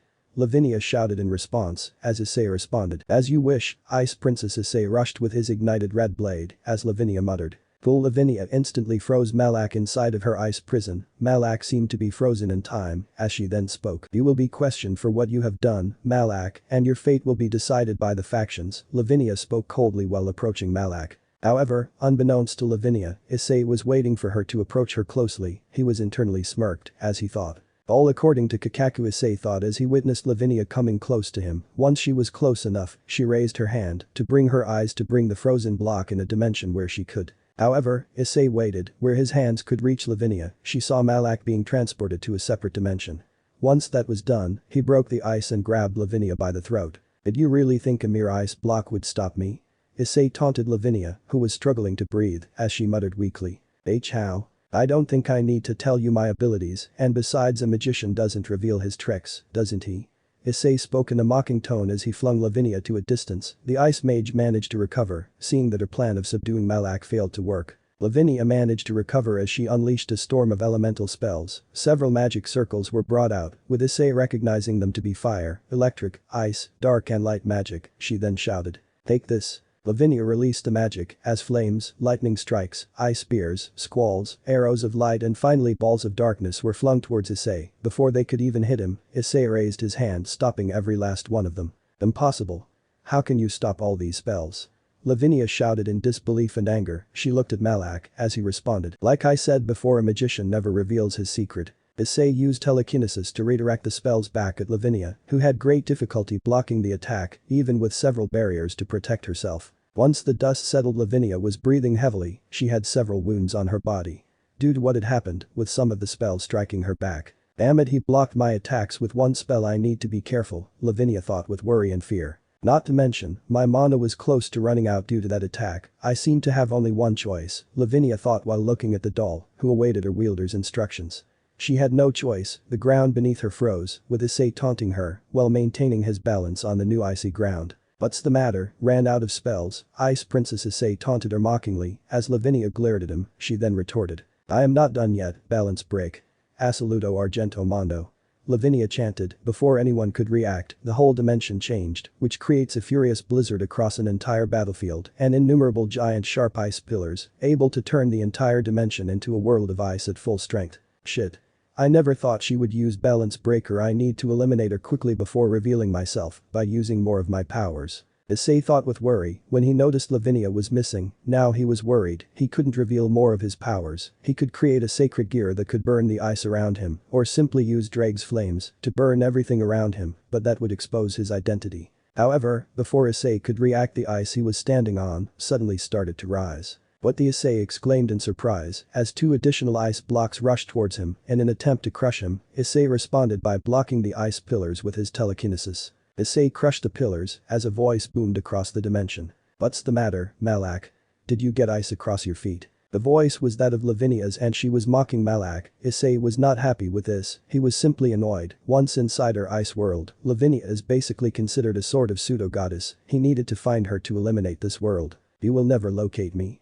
Lavinia mocked Malak as he looked around. Issei responded to her. Don't you worry, you are somewhere in this world. Controlling the ice, Issei analyzed her sacred gear in order for him to identify its weaknesses. He knew that Lavinia is hidden somewhere trying to recover her mana while her sacred gear was controlling the ice. He knew exactly what to do. Issei took a deep breath as some more ice pillars and ice spikes charging at him. He closed his eyes and generated a telekinetic barrier, protecting himself. Meanwhile, he concentrated his telekinetic power inside his body as he continued to focus for a while at a single point. As this was going on, the ice was constantly being bombarded on the barrier as Lavinia shouted. Damn it, get out of that prison, Malak, and face me. Malak only had a smile in response. He was done gathering the telekinetic energy needed. It was exhausting, but he had no choice. He had to do this if he needed to end this fight quickly. Issei spoke in a neutral tone as he opened his eyes. He had a small ball that looked like a drop-sized star in front of him. It was glowing with white light as he looked at the ball and absorbed it into his body. Issei started to levitate in the air as he spoke only in a low tone. Repulse. Issei suddenly curled himself into a ball and exploded. A stream of telekinetic energy was sent towards the entire dimension, destroying and disintegrating every single ice that was found. Issei then jumped on the ground, which was now made of regular concrete. The ice was completely destroyed, leaving a crippled doll, which was of absolute demise. Lavinia looked at horror. She tried to make her doll regenerate her ice. However, Issei exclaimed in response, I won't let you.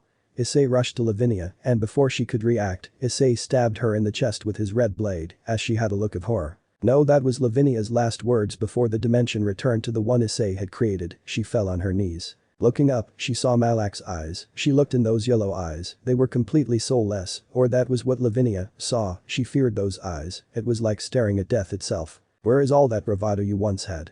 Seems like the Ice Princess has fallen, Issei taunted in a mocking tone. However, instead of being angry, Lavinia was scared. She was helpless. Her wound was too big, and she was out of mana. She could only be helpless in the eyes of her enemy. Her death seemed to be inevitable at this point. I am sorry, guys. I don't think I will come back from this one, Lavinia thought with sadness as a slight tear fell from her eyes. Issei only looked at her with complete apathy and coldness and thought, you are right, you will not live through this. Issei removed his hand and started sucking out the life energy from her body. Another application of his telekinesis was that he can suck the life energy from a target's body. Her magic was already gone. She couldn't do anything about what was happening. Issei walked away as he spoke in a low tone. I hope this news finds you well, Valerie. Issei got out of there and restored the dimensions back to normal. He left as another person had come to check on Lavinia. Scene change. Kyoto, a few minutes earlier. Suzaku Himejima was a close friend of Lavinia's. She was worried that it has been a long time since she had not shown up. She called the others wondering where they were, but neither of them knew. Those that knew told her that she was coming to her place.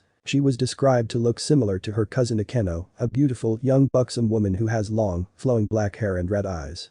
She wore a red school uniform belonging to the school in Kyoto. Suzaku crossed the streets as she noticed a barrier earlier, which regular people failed to notice. She rushed worrying something was wrong, while making sure that no one was watching her. When she got to the location, she kept her hands on her mouth in horror. She saw her friend unconscious with an injury aimed at her chest. Lavinia's heartbreaking scream was heard, and this was from Suzaku. She was crying endlessly while trying to wake her friend up. She was trying to find anything that could help her, but she failed to do so. Scene change. Issei watched the scene with his drones. He looked at Suzaku calling for others to help her in the situation. I seem to have underestimated her usage of her sacred gear. This was an unknown variable. Never thought she could hide herself. Issei spoke with a cold tone, but at the same time, he had a bit of anger. His underestimation of her could have potentially exposed him. Issei walked away and he recalled his drones. He teleported back to his room to avoid suspicion. Scene change. Time skip brought to you by Chibi. Issei meeting his counterparts. A few days later, Haidu residence, 11:30 am. A few days later the factions got the news of Lavinia's condition and they were in a critical state. If anything, many dreaded what Malak would do next, especially the Grigori, as they started to initiate even more defenses. Lavinia was in a comatose state due to magical exhaustion, as well as her life force drain. The doctors estimated her that she only has a few years before she passes away. They estimated that she only had 5 years at most. This was a huge blow to Team Slashdog, especially to Tobio and Suzaku, who cared for her like their very own. Suzaku blamed herself for not protecting her friend from Malak. But not even they could imagine who was affected the most. And that was Valerie Lucifer. She saw Lavinia as an older sister and mentor figure. She was shattered when she heard the news of Lavinia's condition and broke down. She couldn't handle that her sister would be gone in just 5 years. She was grief-stricken. However, there was one person who was unaffected by the news. That of course was Issei Haidu, who spoke. Damn it. I hate Grom. Always hides behind a wall and takes my brawler down. Issei got up and started walking outside the room. As he opened the door suddenly exploded due to a magic attack. But the Issei looked at the direction from where the attack came. However, before he could continue speaking, someone started to attack him. Issei dodged it as he saw his attacker to be Vali. What's your deal? Issei exclaimed with anger. However, Vali ignored him. She kept punching as he kept dodging the attacks. Stop attacking me. Issei spoke with an annoyed tone. If you had given us the information about Malak, Lavinia wouldn't be in this condition, Valerie shouted angrily while tears fell from her eyes. Issei kept dodging the attack while responding. Like I said, not my monkeys, not my circus, you are on your own in this fight. Issei kept dodging as Vali shouted in response. You have a book that can recreate any sacred gear. You should use this power to save innocent lives. Valerie shouted in pure fury, with tears falling from her eyes. She did not stop punching however. I have had enough. Issei grabbed both of Valerie's hands, shocking her as he flung her in the air. He then kept punching her with his lightning slayer gloves, with each blow dealing massive damage to her stomach. Valerie coughed up saliva at every punch as she was in midair. Issei responded by giving her a roundhouse kick to her face, sending her flying across the residence, knocking her out cold. People change for 2 reasons. Issei looked across. Most, minus Goru and Mickey, were ready for a fight. They had unpleasant expressions, however most of them even had fear in their eyes. Issei then continued, one is by change of heart or mind, and the main trigger is that all it needs is one bad experience to do so. Ingvild listened to every word Issei said. She remembered his words that he will one day burn everything she held dear, but that is the problem. She barely had anyone. Her parents died a long time ago. Her father Lucius was also killed by the old Satan faction, and ever since then, she lived in Grigori. After that she was kidnapped, and well, the rest is history. She hated herself. She wished she could go in the past and make her realize her biggest mistake, but that is not going to happen. And then there was Dai, who was her king, physical and mental moral support.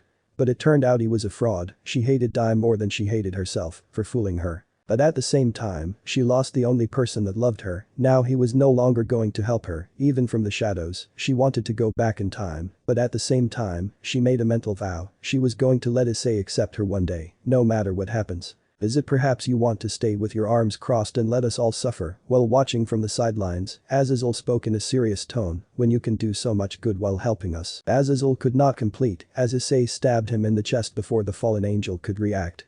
When he looked down, he saw fury in Issei's eyes. You take me for a fucking weapon, Azazel.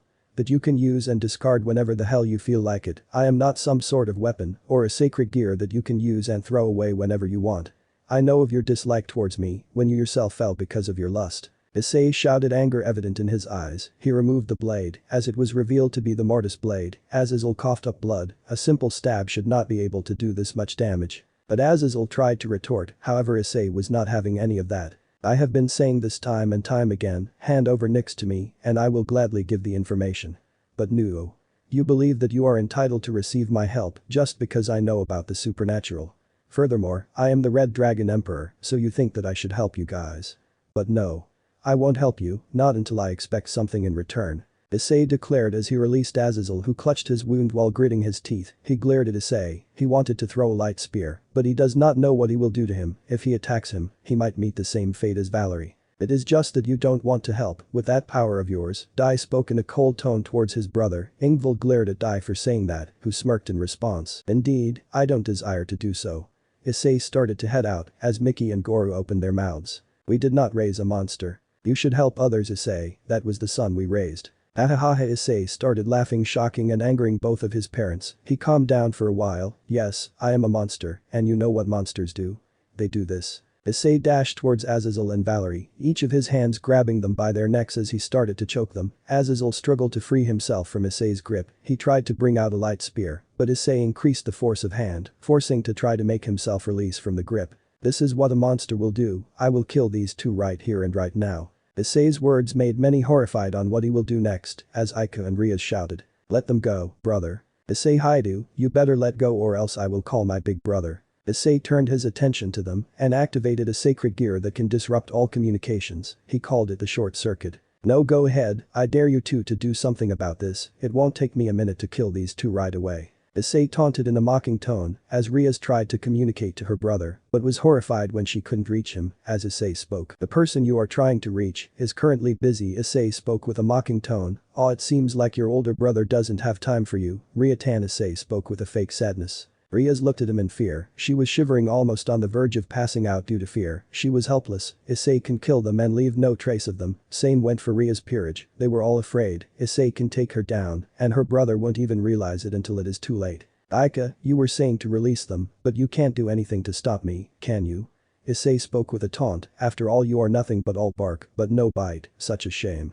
Aika gritted her teeth with fury, while Dai was equally angry. However, he was fearful on what Issei will do next. "Attack me again, and I will join Malak myself." Issei's words made many horrified as he continued. "I can destroy Malak like an ant if I wanted to, and I am your last and only hope in defeating him. I will ask him to join, and I will start destroying the factions myself alongside him. Just think of your only last hope turning into your worst enemy. Just imagine what can happen." Issei declared with an evil and sinister grin. Issei's words made many fear him even more. Some of the weaker-willed, including his parents, passed out due to fear. He then dropped Azazel and Valerie as Azazel tried to catch his breath. He then left the room as he was not interested in dealing with them. Issei walked away, far from them. Many tried to help Valerie. They were happy that she was breathing, with Azazel speaking in a serious tone after catching his breath. "We need to tell this to your brother, that Issei won't hesitate to become our enemy if we attack him, but first we need to get Vali to somewhere safe. She needs treatment." Many nodded as they started to get to work. Aika and Dai helped their parents, with Dai vowing to one day take his power and torture him for all eternity. Scene change. Rooftop, Haidu residence, 2 a.m. Issei was sipping a bottle of Diet Coke as he looked on in anger. He enjoyed their fears in their hearts as he was thinking on his next plan of attack. Even though Malak was strong enough to take on a single faction, multiple factions attacking together could overwhelm him. Plus, Issei knew that now the security would be tightened due to the attack on Lavinia. It will be harder for him to attack the factions. Issei decided to change tactics. He needed more information on the security systems of each of the factions. Then there was the Greek and Hindu factions, two of the biggest threats he will have to deal with. He barely had any information on the Hindu faction. Only their names. He needed to collect information on the Hindu faction. Although not as strong as Great Red Office, Issei knew that Shiva, Brahma and Vishnu were forces to be reckoned with. Their strength surpassed Surzich's from a long mile, and then there is several other gods like Indra, who is as strong as Surzich's. As for the Greek faction, he needed to deal with Zeus and Poseidon, although they aren't as strong as Hades, who could beat them in a long mile.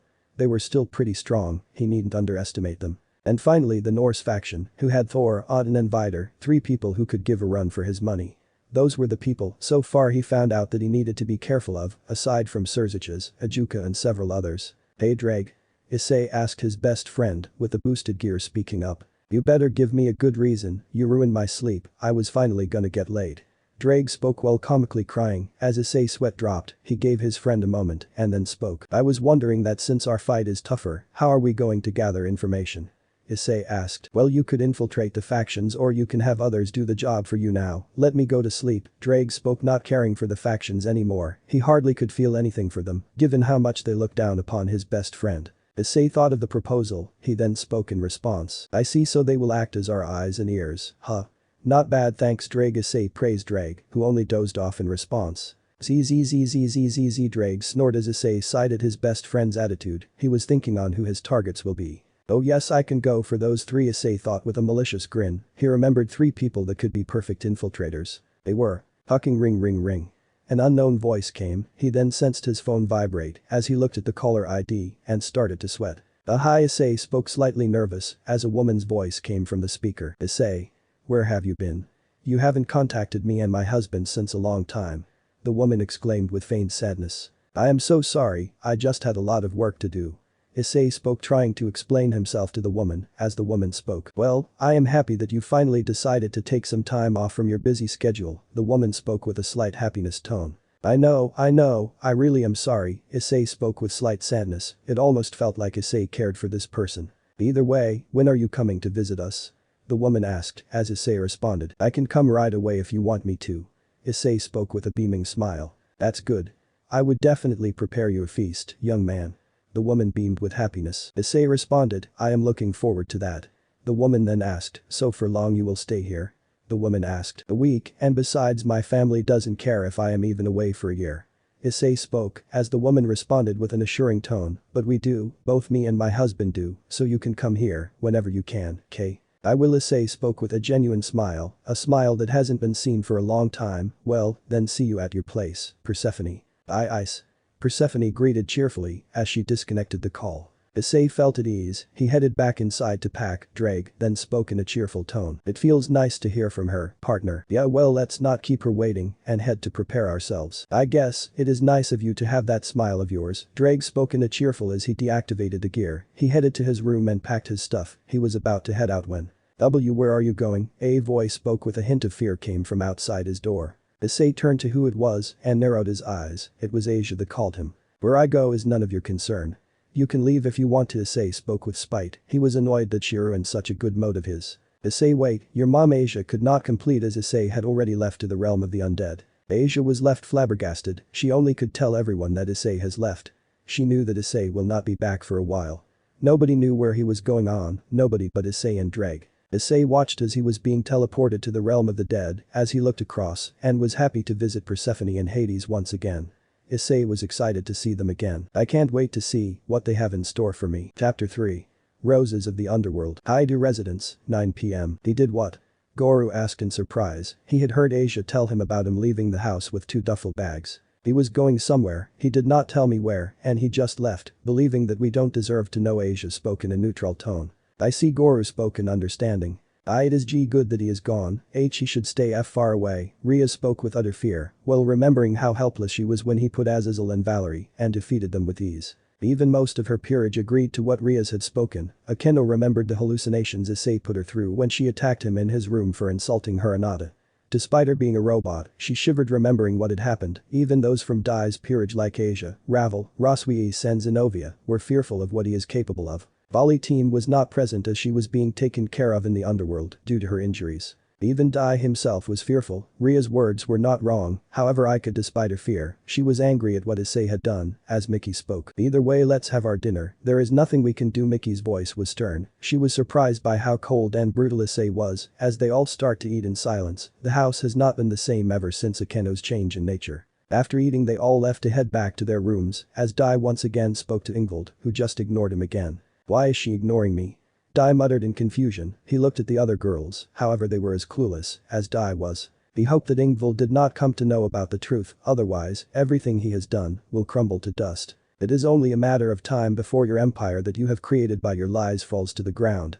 Crom thought he was thinking of going to Issei if he ever got the chance, but unfortunately, he did not know whether this would ever happen. I did not know why, but he felt a chill, something was going to happen to him in the future. River of Styx, Hades domain, 9:30 p.m. Issei was standing on the boat the river person was taking him to, as the boat person, who was Charon, stopped. Here Issei removed a gold coin from the Greek era, this was a coin meant for the payment, however Charon refused it. That won't be necessary, young man, after all Lady Persephone has personally asked you to visit her, Charon spoke with a smile, however this was not noticed by Issei, due to his dark robe. No, I insist, I am a traveler after all, right? Issei insisted him to take the coin, sighing Charon reluctantly accepted the coin, he then wished Issei safe travels, as he walked towards the underworld throne room of Hades. It was a huge mansion, which was almost akin to a model house. Issei looked at the place with a smile, as he remembered that a lot of changes had happened to Hades' domain ever since Persephone came back to his life. It had become much more cheerful and much more green in nature, as Persephone was literally the light of Hades' life.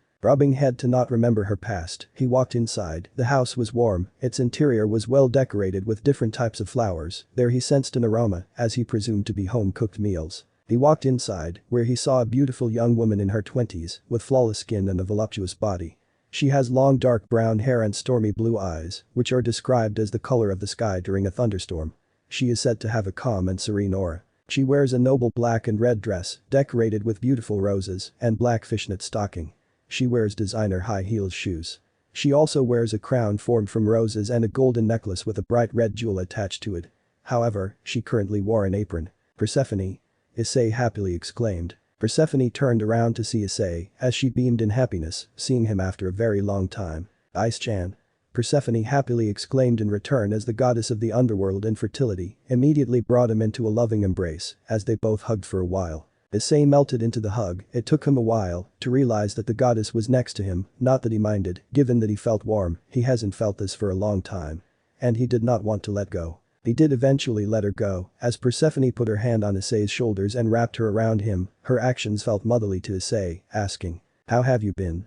Persephone asked with happiness. I am not going to lie, my life has been getting better since the past 2 days, Issei responded with a smile. That's good. Persephone beamed in response, she still remembered how sad Issei was when the last time he was here, she then remembered how he was the last time she had met him, and that was 1 year and 3 months ago. Flashback begins. Scene change. It's okay, Ice-chan, it's gonna okay, Persephone spoke while rubbing Issei's back, she was there for him when an incident happened. How can it be okay, Persephone? She chose that damn die over me again, nobody believes that I saved her from Nyx. And now, even she thinks that I am a liar, Issei spoke while crying, Persephone was sad on the outside, but in reality, she was furious, especially towards Dai for doing this to him. Hades was also next to him, as he spoke. Ice, I have no words to say but there is nothing you can do, you have no proof to prove yourself innocent, it's time you let go. Hades' voice was sad, like Persephone he hated what had happened to Issei, his heart was broken, it reminded him of what happened to Persephone. But I can't, my heart still loves her. And it pains me to see her with Dai.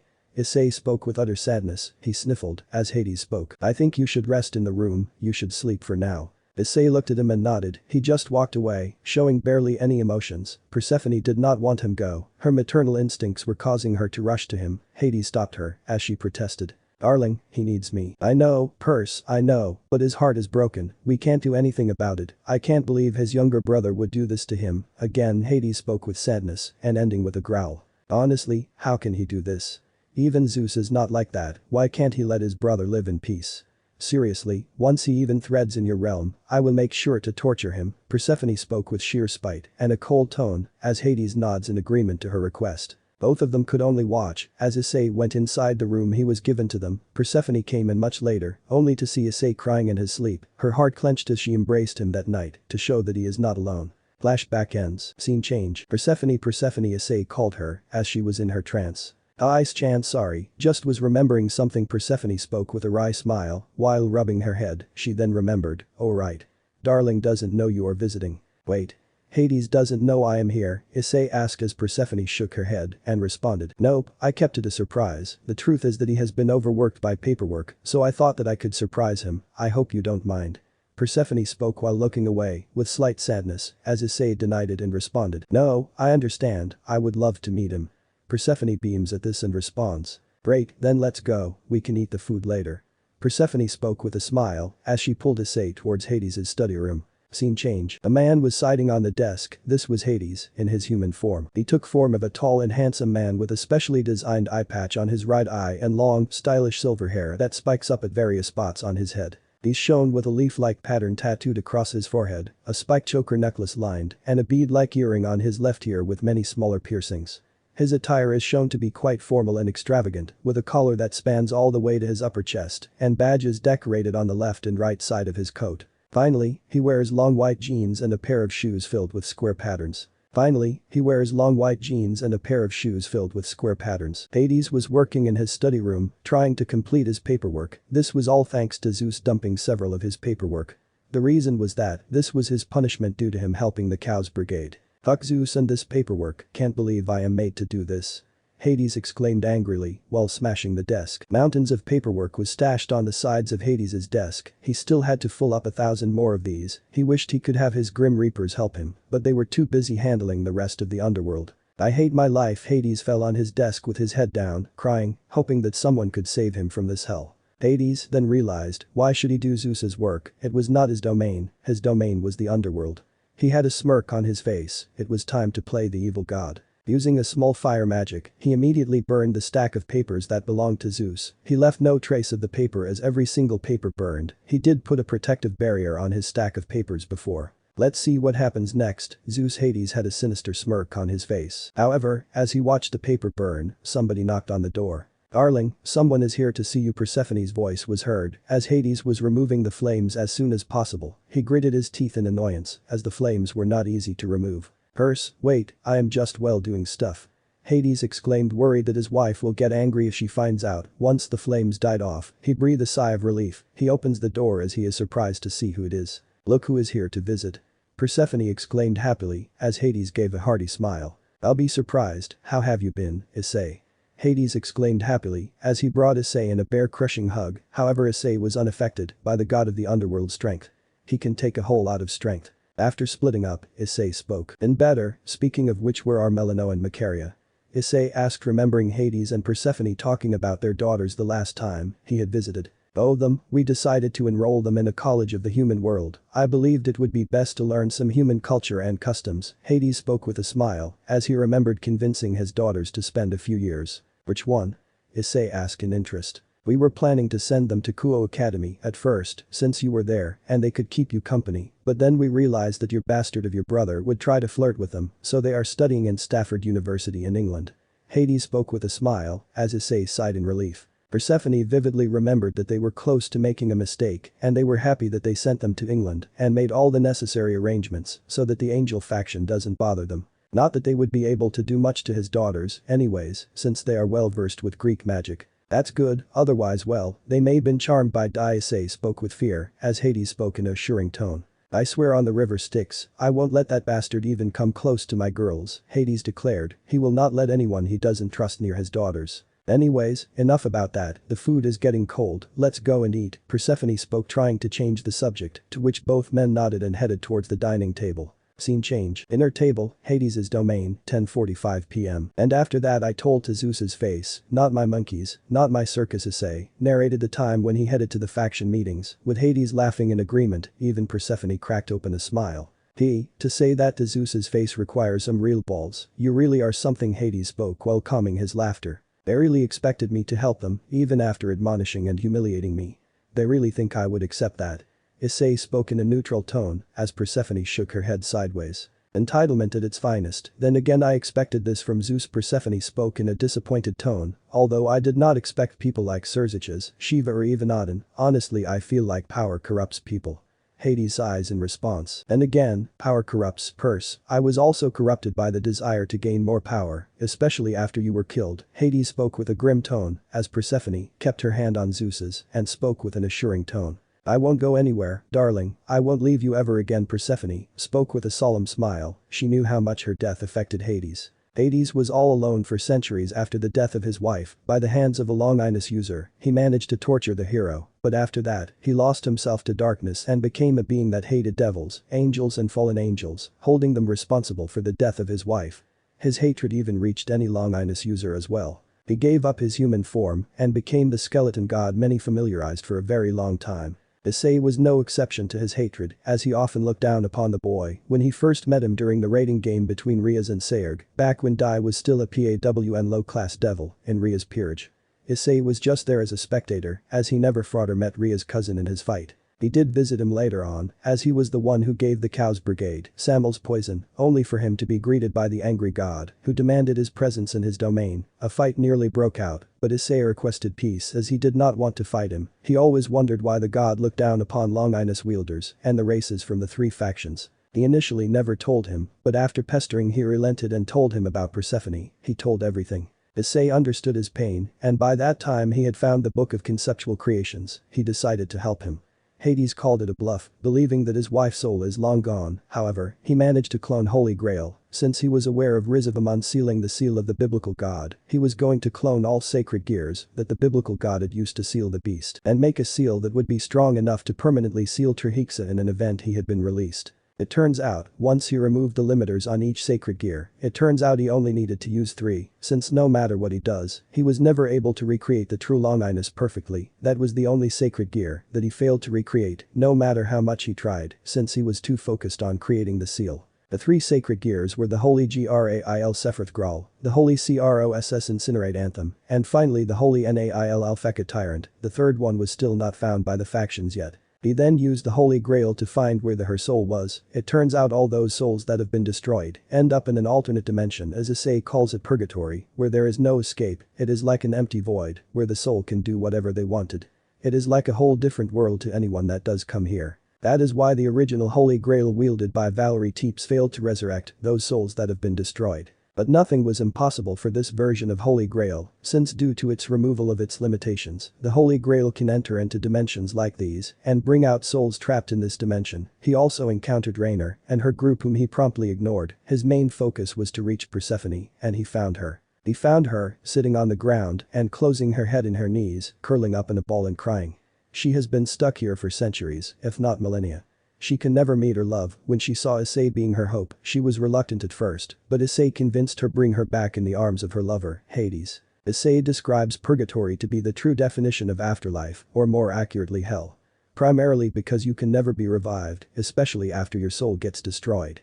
There is no escape once you reach here, even from hell. Once can escape, using the original Holy Grail. That was how the Cow's Brigade was able to revive beings like Grendel, Ladin and several other evil dragons that were apparently slain. Furthermore, Issei had to leave from that dimension fast, as his soul was being torn apart in the real world and it was being sucked in this dimension. Whoever made this made sure that even if you manage to get in, there will be no way for you to get out. He made it out before any permanent damage could be done to Issei's soul. After pulling her out of purgatory, Issei contained her soul in the Grail. Hades was more than ecstatic to meet his love again, although they needed a body. This was not a problem, since Hades somehow managed to preserve her body as a memory for the unjust death that happened to her, and all Issei had to do was transfer her soul. It took a while for Persephone to wake up and adjust to her life inside of her old body that was not moved for centuries, but she did. However, she learned of Hades' actions, and needless to say, she was not happy, she was furious, and she made sure to teach Hades a lesson that he will never forget. After dealing with his wife's wrath, he begged for forgiveness, which was surprising. She made sure that Hades changed for good, which he did, on his own accord. Issei was surprised to see a completely different side of Hades, but he was happy for them. Issei still remembered Hades' screams of fear and pleas of mercy. He pitied the god. Both Persephone and Hades were eternally grateful to Issei, as Persephone finally met her daughters after a very long time, and the family was now a happy family. They asked Issei to visit, which he did often and whenever he could. Over time, both Persephone and Hades started to like him even more, and Issei also became close to them. They became very important to his life, so much so, he started to share his secrets to them and trusted them more than his biological family and his friends. Persephone remembered everything. She held her hand as Hades looked at her with a solemn smile. Issei risked his own soul to rescue hers, and he was not going to lose her again. Both fell into their own pink world. Issei decided to eat his food in silence, however the sound of crockery managed to snap them out of their pink world. No, carry on, don't mind me, Issei spoke with a smile, as steam came from Persephone's ears, and Hades looked away embarrassed. Both were in a blushing mess. Speaking of which, how is Nyx doing? Issei asked with concern, to which both the god and the goddess smile at each other and tease him. So the lover boy has decided to go to his girl, Persephone spoke with a teasing smile, which caused Issei to stutter and blush. Well, Issei stammered, as Persephone chuckled. Oh, don't worry, you can visit her tomorrow. Persephone spoke with a smile. Oh, and even she was demanding where have you been, you know I have told my guards that you can visit her whenever you want, right? Hades spoke with a smile, he was aware of Issei's love for the primordial goddess, even they were surprised as they knew of his constant visits, but they chose to ignore it. Yeah, but you know I have been busy, right? Issei spoke, while rubbing his tone, with both of the gods being well aware of Issei's plans and actions. Yeah. You and Malak doing all those stuff, but Issei, you know we are worried, Persephone spoke with a tone of concern, as Issei responded, you know I will be fine, right? But even then at least don't do anything at night, Issei. Persephone requested Issei, as Issei sighed and spoke, alright only for you and even I am tired as well. Issei spoke with a sigh. Persephone and Hades agreed in happiness as they all started to discuss on their future plans. To an outside viewer, this seemed like a normal family dinner. Aside from two people heading to college, that is. Scene change. Time skip. Highschool residence, 11 p.m. The factions have been starting to suspect that Dai may not be the hero that they assumed him to be, however, many still believe Dai to be their true hero and savior. I told you that you will suffer the consequences of your actions, Crom spoke as he manifested from the gauntlets. Damn it. How can he get this powerful? Dai spoke in a frustrated tone, not happy hearing what Crom had spoke, as the evil dragon responded. He trained himself, unlike your sorry non-existent ass that only took credit for the work he did. After all, you and I both know that he was the one to seal the beast of apocalypse Trihexa when you and Valerie failed to do so. Crom declared in a mocking tone, while putting an emphasis on he and you. Dai gritted his teeth in response as he shouted while punching a nearby wall. Damn it. I should have eliminated him before he could have been this strong.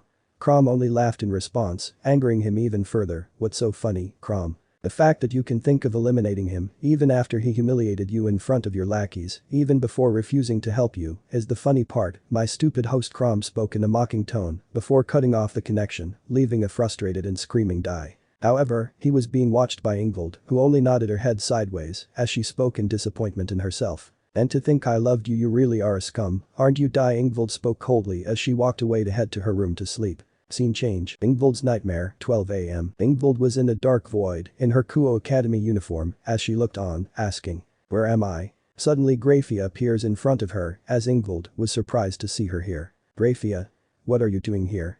Ingvild asked in surprise, as she was met with a loving smile, as she responded, don't you know? Know what exactly?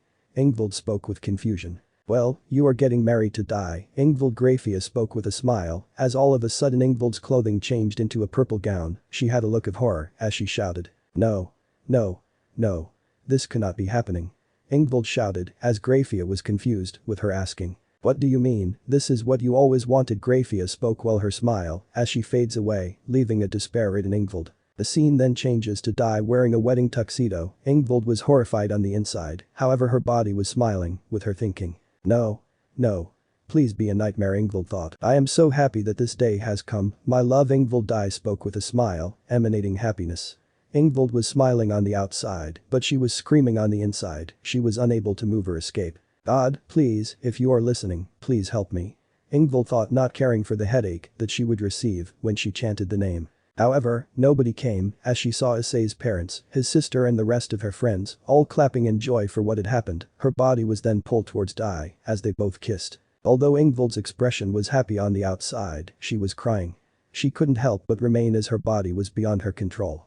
She was unable to change her fate. The scene once again changes. This time, however, Ingvild was wearing her gown that she had worn during her time when she first met Dai. However, there were two changes. One was that there was an additional Ingvild who wore something identical, who wore the same clothing, smiling at her condition, and two, she noticed that her hand had an engagement ring and a mark of a dragon. This meant only one thing, that she was now married to Dai. She couldn't help but weep at her fate, now that she is stuck with a liar, as her body can now show expressions. However, she was chained, she was unable to move, but only watches what happened next. But what surprised her next was that Issei showed up, with Issei calling her. Ingvild. Listen. Issei tried to speak, but Ingvild, the one that was free, slapped him in response. Issei rubbed his cheek as she spoke coldly. I told you to address me as sister-in-law or Lady Leviathan, and two, I told you not to bother me. I am already married, so I will not go out with you. Ingvild. Nightmare responded as Issei clenched his fist in anger, responding. You know what, screw you can do whatever the hell you feel like. After all, the apple does not fall far from the tree. You are no better than your ancestor Leviathan, almost as bad as my brother Dai. Issei spoke with pure fury and hate in his voice, with Ingvild. Nightmare only scoffing in return. Yeah, I don't need to listen to you, you low-class being and deceiver. Ingvild Nightmare spoke coldly while turning away. No. Don't listen to her, Issei. You are my hero. Not I. Ingvild shouted, however her voice was unheard. The nightmare version then saw Issei walking away as an evil smirk grew on her face. She turned her attention to her real self and spoke. You see, all of this is happening because of you turning away the real hero. Now you will stay with the one who only saw you as an object. Ingvild Nightmare spoke with a tone full of mockery, while the real Ingvild was horrified. No, this can't be happening, Ingvild spoke with fear and guilt. It is, and I am afraid you can do nothing but live your life with a man who never loved you. Ingvild Nightmare spoke while cackling, as the other Ingvild could only weep and wallow herself in despair. Ingvild Nightmare then spoke, I wonder what would have happened if you actually heard Issei out even once. After that Ingvild Nightmare disappears before everything changes back to normal. Scene change. Ingvild's room, 2:30 a.m. Ingvild shouted as she woke up from her dream, sweat was dripping from her face, she looked to see that it was all just a nightmare, but to her, it felt real. If only I could have realized the truth, maybe things would have been different, Ingvild spoke while completely grief-stricken, she remembered a part of Issei's words. I do not care for you, my dear Ingvild. I want you to live because I want you to see the consequences of your actions. I can't allow you to fall asleep now, can I? That will be no fun now, right, Lady Ingvild? That would be mercy. And I won't let that happen. She decided to have some water. When she noticed her bottle empty, she decided to leave, while remembering Issei's utter refusal to help the factions. She didn't blame him, why should she? If anything, him not helping them justifies his actions. Issei was not affiliated with any faction, he was not a devil, he was not affiliated with the Church of Vatican, or a reincarnated angel, or even the Grigori's human teams like Slashdog. So he has no reason to help the three factions. Furthermore, they admonished and looked down upon him just because of him either being a pervert or a weakling. There should be no reason to help them, since all they think of him was a tool that they can use and discard. So you have finally realized the truth. I never expected him to reveal it to you. Ingvild was startled by the voice, as she exclaimed, beep.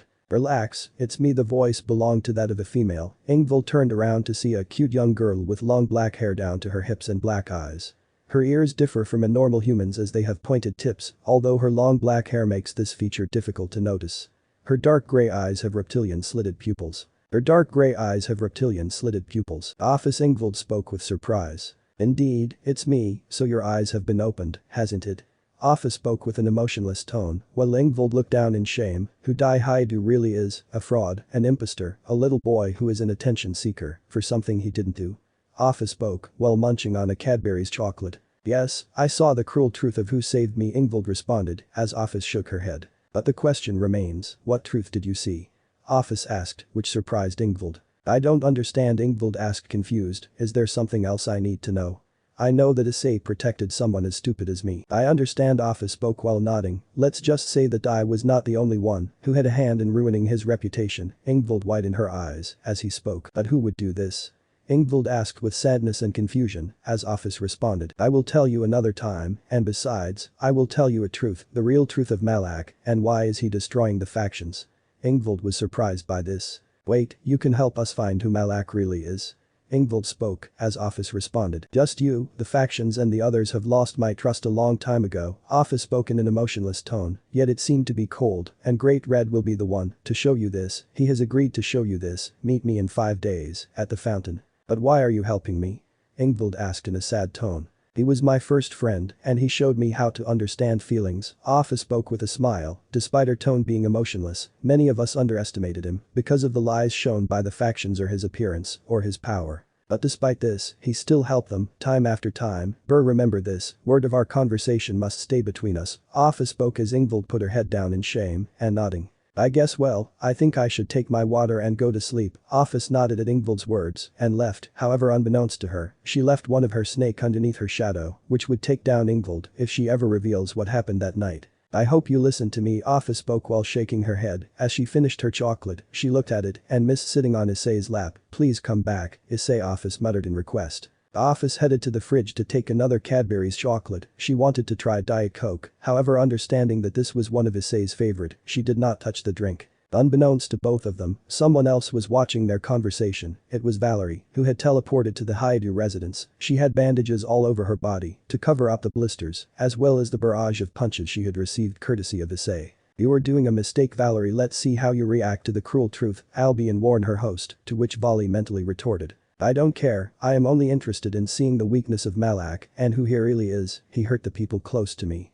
Volley declared mentally, as Albion could only do one thing before cutting of the connection. Scene change. Time skip brought to you by Chibi Issei irritating Chibi Valerie with his trumpet skills. 2 days later, Hades' domain, 7:30 am. Issei had woken up from his bed, Hades and Persephone, and reserved this room for Issei. He then spoke. "I have never felt a proper sleep. Whenever I come here, I know that there will be people that care for me." Issei felt happiness and warmth, however he felt sad that he couldn't stay here for long, else the factions would suspect him. He cannot reveal anything until the time is right. "Good morning to you too," partner Drake greeted him, to which Issei returned the greeting. "So what plan do we have for today?" Drake asked in curiosity, to which Issei responded, "Well, we should go after our first victim and make him into our informant, and I have 3 candidates in mind." Issei spoke with a smile. "Our first victim will be Elizabeth Lyons, who is the Heart 3 of Seraph Gabriel, but how do you plan on bringing her to your side?" Drake asked, to which Issei manifested the Iron Crown of Lombardy, which consists of a circlet of gold and jewels, fitted around a central silver band. "Say hello to Alpheka Tyrant, also considered the 4th holy relic, said be made of iron beaten out of the holy nails that were embedded in the true cross when Jesus was crucified." Issei declared with a smile, as Drake was surprised. He wondered how was it possible that there could be 4 holy relics. But how is this possible?" Drake asked in wonder. Issei answered, "It turns out the book knew that there are more than 3 holy relics, and the biblical God only used 3 of them to seal the beast, the Holy Spear, the Holy Grail, and the Holy Cross. But those 3 were not the only holy relics, there are some more that the book has informed me about, and all of them are related to Christ. One of them is the crown of thorns, which allows the said user to see in the future. It was the crown Christ himself had worn. Another is the shroud of Turin, which can change into any gender the user desires to, and it is the same cloth that was used to wrap around Christ after his crucifixion." Issei explained, as Drake was surprised by the insight of his host. He then asked, "So anything related to Christ can potentially turn into a longinus?" "Yes, one of them being the holy nail," Issei completed Drake's wordings, as he then asked his final question. "I see, but do the factions know about this?" Drake asked, as Issei shook his head and responded, "So far, they only know about the holy relics, they don't know that the thing has manifested into an additional longinus, and so far, they only assume that there are 3 longinus, based on holy relics, but there could be so much more, and we still have to explore this." Issei answered Drake's question. "And using this, we can rewrite the memories and personality of a target, the old one will be gone, and we can choose what memories we can insert into our target. It uses nails made of holy energy to attack a target, and we can use it to completely control a target, even make them join on our own accord." Issei ended the statement, as Drake asked, "But how will we infiltrate the heaven system?" Drake was thinking, as Issei responded, "I have the halo that Griselda and Vasco had given me when I visited heaven to see the interdimensional room that Michael had created for my brother." And Arena Issei spoke while remembering some of his past with his childhood or former childhood friend. "I will never be with a pervert like you, you aren't the childhood friend that I grew up with." Issei, "You would think that I liked you, and yes I did, but when you were not a pervert, and besides Dai is a better brother than you, he is nice, has a gentleman attitude, and is a better person, overall than you. Goodbye Issei. You should change yourself, or you will be all alone." Arena spoke coldly, and had hate in her voice which reverberated across his mind. This line was something he will remember for his life. Issei clenched his fist remembering it. Dai wasn't the only one that spread rumors, his number 1 mistress Riaz also had a hand in it.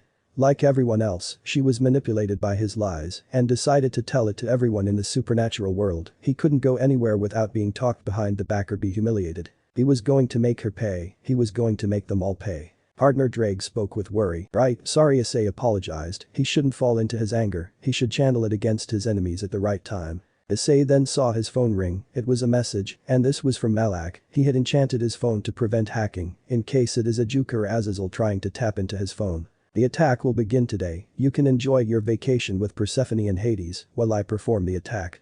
Issei smiled seeing the message. He then remembered that he could have created mayhem as he spoke. "Wait for me, I have something to give you, and trust me, you will love it Malak, just wait for a few hours." Issei sent a message. A few moments later, Malak sent another message. "I can't wait for what you have got for me," Malak responded, as Issei was ready to go, however he needed to inform Persephone and Hades about it. As a voice was heard downstairs. "Ice-chan, come downstairs, your breakfast is ready." Persephone called him, as Issei exclaimed, "I am coming." Issei got up as he readied himself and headed down. He did not want to make Persephone sad or angry, as she is one of the few that cared for him. As he went downstairs, he muttered with a sinister smile, "I hope you are ready for what comes next." Grigori, Chapter 4. Fall of Grigori. Azazul's office, Grigori, 10 a.m. Azazul was reviewing the videos of the fight between Malak and Lavinia. The power of telekinesis widened his eyes as he viewed it as some sort of legendary power. He remembered that Malak seemed like one of those bad guys from video games that belonged to the sci-fi section, especially the space part. He wondered whether there was a robed masked man with a white cloak over his head, but either way that was not the time to think about it. He needed to find anything that could expose Malak's weakness. Damn it.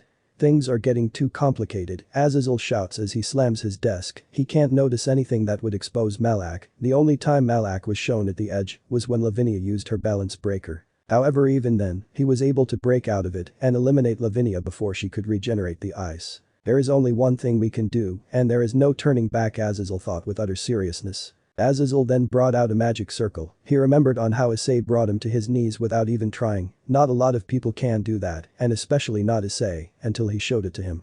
His eyes were merciless, and he showed that he wouldn't hesitate to get his hands dirty if he had to. "Hey, I need you to help me with something," Azazul spoke with a serious tone, as the voice on the other side agreed to it. Azazul was worried. Malak had not attacked for the last 2 days, and with his attacks being aggressive, he was afraid of the peace. It was too quiet, something he did not like. He had a really bad feeling about what will happen next. Scene change. At another side of Grigori, the remaining members of Team Slashdog were having a look of incompetence and resentment. They hated Malak more than ever. And none showed this hatred more than Tobio Iqs himself. He was described to be a young handsome man with short black hair and pale gray eyes. "We can't sit here and do nothing," Natsu Minagawa spoke in a sad tone. She was described to be a beautiful young woman with brown hair tied to her back. Natsu appears to wear agent uniform. However, Tobio only thought of when Malak would come out from the shadows and strike them. "There is only one thing we can do, and that is to ask Zeus to release Nyx. It is the only way." Shigyun Nanaderu spoke. She was described to be a beautiful young woman with European facial features with dark blonde hair with double ponytails. She has heterochromatic eyes, with her right eye being light blue, while her left eye was pure black. Shigyun remembered as Issei asked for Nyx's release, only for him to be denied coldly by the Greek god. "Then, all we have to do is lure Issei out and attract the two to fight." Kaki Samajima spoke in a haughty tone, to which Tobio only shook his head.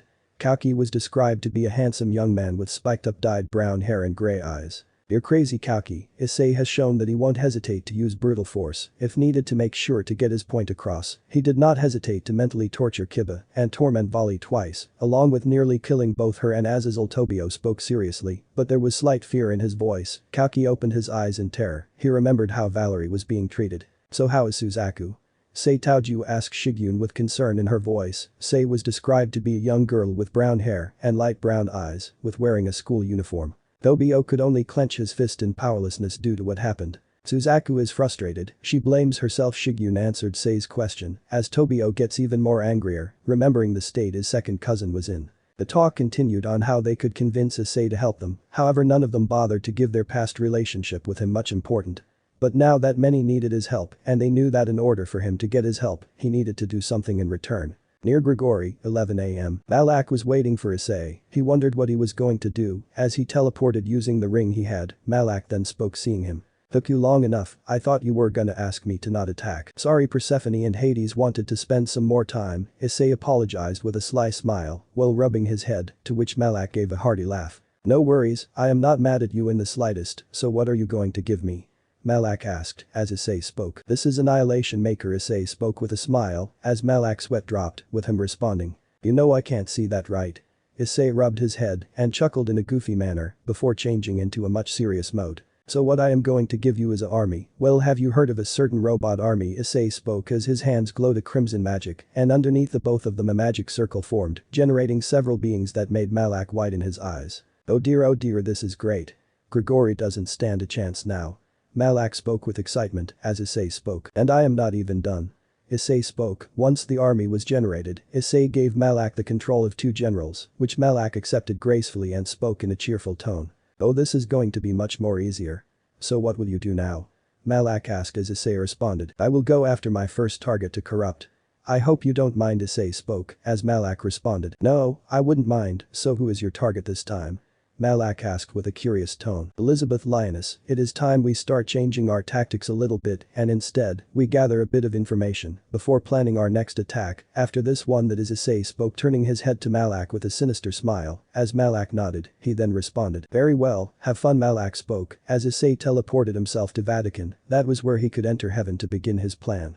Scene change. Time skip brought to you by Chibi Issei and Chibi Malak creating the Death Star. Heaven, 3:30 p.m. Well Gabriel, it was easy to deal with you, along with the rest of your brave saints, Issei spoke with a mocking smile.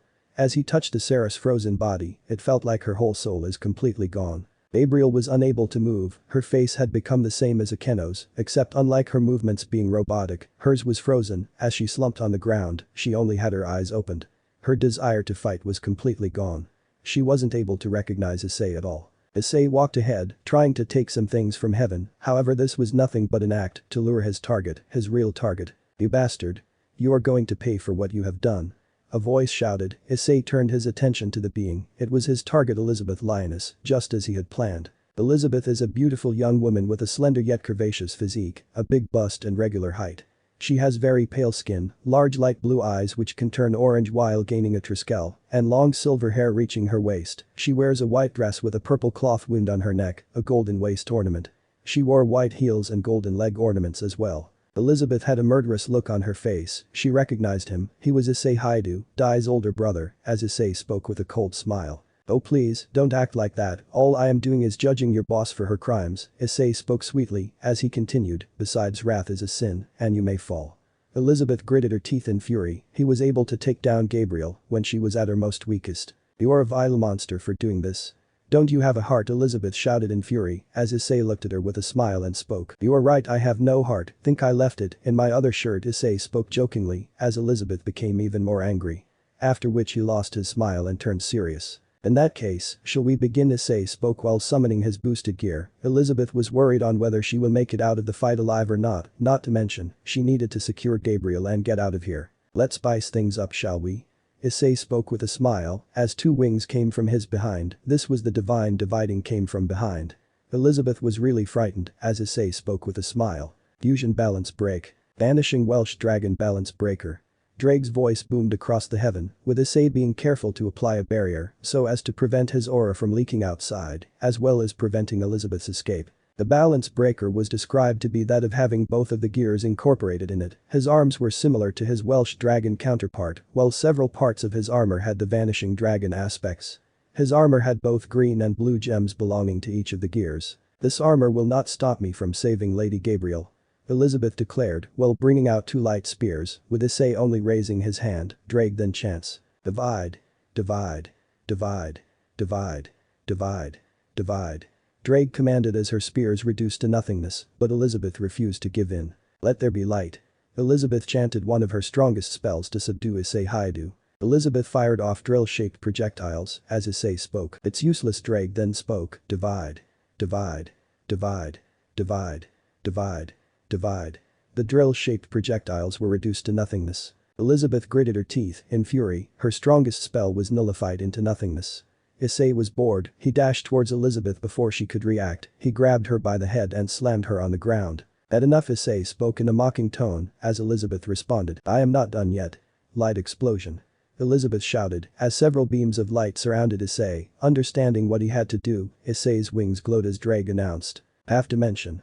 Drake declared, as the light beams that were about to attack Issei reduced the size of the objects, which included her light beams as well. Elizabeth was horrified at what happened, as Issei started to fire a dragon shot at Elizabeth, as he jumped away from the explosion. Once the dust settled, he saw Elizabeth groaning in pain, some of her feathers were on the ground, and she was bruised. As Issei approached her, some of her clothes were also torn. My you put up quite a fight, you have potential, Issei spoke in amazement, the fact that a mid-rank angel was able to put up a fight truly amazed him. Kill me then, you have won, Elizabeth spoke weakly, as Issei chuckled, surprising the angel. Now why would I do that when I have some use for you, Issei spoke with a smile, as Elizabeth was horrified, she was thinking that Issei would torture her. I would like you to join me in my goals, you will be useful to me, after all. Elizabeth internally was happy that there was no torture, but she would never join someone like him, as she spoke with pure defiance. Despite being in this condition, I won't cooperate with people like you, nothing in this world will make me join you. In that case, I guess you need some motivation. Issei deactivated his balance breaker and brought out Alpheka Tyrant. What is that? Elizabeth asked with fear and confusion. Issei then responded. This is Alpheka Tyrant, one of the holy relics, also known as the Holy Nail. Elizabeth widened her eyes. Him getting one of the holy relics was a huge issue, as Issei continued, and yes, it is a longiness that has been undiscovered by the factions, and this can allow me to control anyone by rewriting their memories and personality. Issei continued, while Elizabeth feared the situation she was in. Elizabeth then spoke with a fearful tone. Then no, please keep that away from me. I beg you. Don't worry, it will only hurt you a little. Issei spoke with a smile, as 2 nails generated of light were lodged into her arm, the last thing were pleased before she passed out. Scene change. Inside Elizabeth's mindscape, 4:15 p.m. Elizabeth had curled into a ball, as her memories and personality were being rewritten completely by Issei's desires. There was nothing she can do but watch in helplessness. However, she was surprised when Issei approached her. What do you want? Elizabeth asked in sadness. You have already beaten me, and now, you will use me to destroy my loved ones. Elizabeth spoke as tears fell from her eyes. She was helpless, as Issei shook his head sideways. You are not wrong, I will use you to destroy your loved ones, Issei spoke, deciding to not lie to her. But, do you want to know why I am doing this? I mean, you hate someone for a reason, well, most of the time. Elizabeth looked at Issei, teary-eyed, as she asked, why? How about I let you see my memories and you be the judge, okay? Issei spoke. Elizabeth, seeing no choice in the matter, agreed. Issei then used his gear to project all his memories onto Elizabeth. This brought her to knees, after witnessing everything, as she spoke in a weak tone. So Dai Haidu is a liar. All tears fall from her eyes, realizing that Gabriel loved someone who was a bad person on the inside. Not only is he a liar, he always hated me from day one, always managed to get his parents' attention with his good grades, good personality and good nature. As a result, he became spoiled child and started to take credit for everything I did, always desired more and more, and that is what made him into the man that is today. Issei's tone had a mixture of sadness and anger in it, remembering more of his past. Elizabeth looked away, ashamed that many including Gabriel looked up to her, with her master even loving. But wait, then why don't we talk to Lady Gabriel and the other faction leaders? You don't need to even do this. Elizabeth spoke, realizing that she can still bring back the hero, to which Issei sighed in the girl's naivety, as he responded. Do you honestly think that I wouldn't have tried this before, Elizabeth? Issei spoke with slight anger in his voice, which made Elizabeth flinch. Why do you think I asked Malak to put the hallucinations on her? It was so that she could see the error of her ways, but did that work? No. She is in disbelief, believing that angels, or more accurately seraphs like her, are incapable of doing evil deeds. Issei spoke while Elizabeth looked down in sadness, thinking that Issei is not wrong. You know, I used to think like you, that people will one day change. Issei spoke while shrugging, but that day never came. They still remained the same. Hell, they even view me as a tool that they can use and discard whenever the hell they feel like it. Isn't there anything we can do? Elizabeth spoke with sadness, as Issei continued. That is why I need your help, Elizabeth. The factions are on a downward spiral, with the fact that they fail to see the error of their ways. They still see Dai as their hero. I mean, he has shown signs of fear right in front of me, whenever I showed even a little of my power. Issei spoke, his tone was full of disappointment. The factions are a lost cause, time and time again they fail to see their mistakes. So will you help me, Elizabeth? Issei spoke with a neutral tone, as Elizabeth looked at Issei in surprise. The memory and personality alteration were being altered at a steady rate. Issei's words were genuine, his words so far held no deceit. He told her the truth, even going so far as to showing her his memories. She saw him as the true savior of the world. Dai was never the savior to begin with. She couldn't help but hold affection for it. However, she remembered that her personalities and memories are being altered. I accept to serve the real savior of this world, but then, I would be gone. Our conversation, everything we talked about, will be for nothing. Elizabeth spoke, as Issei responded. You see, the holy nails control the personality and merge I chose, so I can merge both of the personalities, the old and the new one, that I am creating, so that you can willingly serve me, while not hesitating to do anything. I will convert you into a dark angel, so you can still stay in heaven and help me in my quest. So do you accept? Issei asked. I accept. Elizabeth responded with zero hesitation, as Issei nodded, before teleporting outside, as he spoke with a smile. See you on the other side, new Elizabeth. Issei spoke with Elizabeth doing the smiling. Scene change. 6th heaven, 4:30 p.m. Elizabeth had woken up, she saw that Issei was looking at her, as he spoke. Oh, so you're finally awake, how do you feel? Issei asked. I feel like I am reborn, thank you for making me see the truth, Lord Issei. Elizabeth spoke with admiration, as Issei spoke with a serious tone. As much as I would like to receive gratitude, get up, we have work to do. Issei commanded as Elizabeth nodded, as she spoke. So how can I help? Elizabeth asked, as Issei responded. Simple, I need you to gather information on the holy relics, as well as the heaven system. I will be checking on Malak and seeing how the Grigori attack is going on right now. Issei spoke with a serious tone as he created a ring, and as Elizabeth spoke. I won't disappoint you, Lord Issei. Elizabeth exclaimed in admiration, as Issei nodded, as he then remembered. Oh, I forgot here. Issei brought out a glove that looked like a purple glove similar to his Lightning Slayer gloves, as he then created a special gem using Annihilation Maker. He then enchanted the crystal with something called as Darklight, a special metal that incorporates special magic that would enhance the user's strength and abilities, while also making them undetectable and unsusceptible to any detection abilities of the heaven. What is this, Lord Issei? Elizabeth asked with surprise, as Issei spoke. This is a dark light gem. When you absorb it, it will give you a burst of power, and you can hide yourself in heaven, and nobody will sense that something is wrong with you, unless you want to reveal yourself. Oh. And it also prevents you from falling, no matter what sin you perform. Issei spoke with a sense of pride, proud of his creation, as Elizabeth did not hesitate and take the stone and absorbed it into her being. Elizabeth started to glow with a dark purple light, as Issei watched in awe and happiness that his abilities are working perfectly as planned.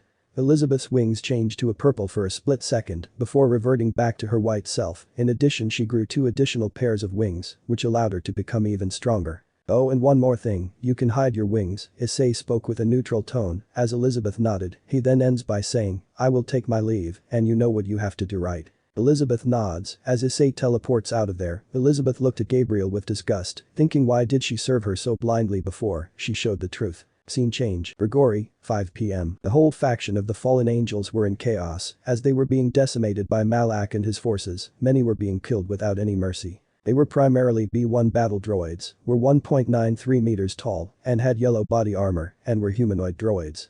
In a singular number they were no better than a low-class fallen, but they made up for with their numbers. And there were thousands, if not tens of thousands of these things. Then those battle droids were accompanied by their commanding officers command battle droids. They looked the same, however, with a small change. Their plating at certain locations were slightly altered.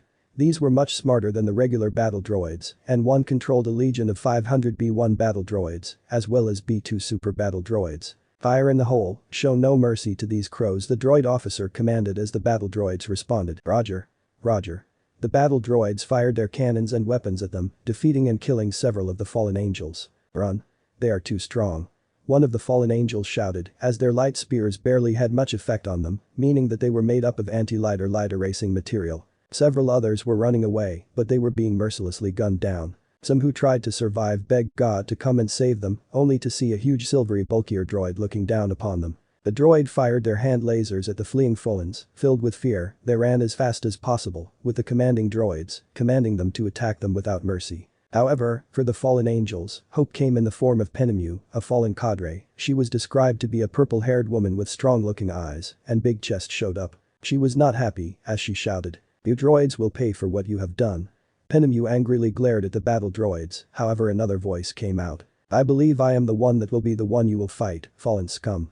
The voice declared. Penemu turned her attention to see that a robotic figure was approaching her. The being was described to be mechanical just like the other droids, however he had a metal mask that had 2 side platings, almost in the form of a ship, which was white in color, had 4 arms, 2 legs, that were cybernetic. His eyes were yellow as he glared into Penemu. His hands were metallic just like the rest of his battle droids. He had a metal endoskeleton that covered almost his entire body, leaving no small traces like his original. General Grievous. You came, the commanding exclaimed spoke with a surprise, as Grievous looked at Penemu and responded. Back off, Commander. I will deal with this fallen slime by myself.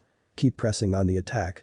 Saying that, the general removed his cloak and twirled his hands, revealing 2 green blades and 2 red blades in each of his hands. The fallen gritted her teeth in fury as she shouted. You will pay for what you have done, Grievous, and then Malak will be next. Grievous only chuckled in response to what the fallen angel said. Then by all means, cadre, come and try. Grievous taunted as he started twirling his blades at extremely high frequency, destroying the grounds as he came closer. Penemu took to the skies and fired some light spears, which the general easily dodged by turning into his skittering form as he skittered throughout the corridor, other droids to keep firing so as to limit the cadre's movement. Damn it. Penemu gritted her teeth in fury as several blaster bolts were aimed at her. As she was hit by several of them, Grievous saw this opportunity and dashed in front of her. The cadre kept firing huge barrages of light spears at Grievous, but he dodged every single one of them by skittering. Once Grievous reached the correct distance, he used all 4 of his light blades to unleash devastating strikes aimed at her. Her vital organs were damaged. He also damaged her skin as well, with several light blade scars showing up. She also had internal bleeding as well. Penemu shouted in pain as she looked at the general in hateful eyes as she shouted, "You damn cheater." Grievous only laughed in response as he spoke. "I believe that in a war, there is no such thing as rules." Grievous towered over her body as she fell unconscious. The general didn't bother to check whether she was dead or alive. All he was given were orders to bring the fallen faction to his knees. The commanding officer then asked, "What should we do now?" "One of the cadres has been defeated," the droid asked, as Grievous responded. "Keep pushing, I want to see this place decimated." Grievous ordered as Malak told him to do that. The droid accepted the command and spoke. "Roger, Roger." The command droid, as he informed the rest of his command droids, who commanded their legions to begin a full-scale assault on their side. Meanwhile, on the other side, Malak was taking on the cadres Barakwil and Azazel, who were both furious that their faction was attacked. While Issei, Tamiel, Sahariel and Ambrose were dealing with the rest of the battle droids, along with Team Slashdog, their numbers were a massive problem, along with a new droid that was attacking them, being the roller droid known as Dradika's. The Dradika's barriers were almost impenetrable, with neither of the fallen angels trying to pierce through them or even break them. Due to this, Ambrose and Sahariel had fallen due to the droid's barrage. Issei gritted his teeth in fury, unleashing several barrages of light spears, with him trying his best to keep up with the droids, but their numbers were too high. As this was going on, Barakwil unleashed a stream of holy lightning at Malak, who blocked it like it was nothing. He absorbed it and used lightning barrage, another byproduct of his telekinetic powers. Azazel feared this would happen, believing that magic won't affect him, since he knew from his fight against Lavinia that magic won't do much. He unleashed a combined electric assault on Barakwil, who screamed in pain due to the pain. Barakwil shouted. He fell to the ground groaning in pain due to the electricity wounds he had received. It was too much for the cadre to take. "Barakwil." Azazel shouted in worry and fear as Malak taunted. "How does it feel to have a taste of your medicine?" Malak laughed as he saw Barakwil twitching in pain due to taking damage from his own electric current. "You bastard," Azazel shouted in response, only for him to be pushed away by his telekinesis as he turned his attention to Barakwil. Azazel feared that he might suck the life from him. "No. Stay away from him."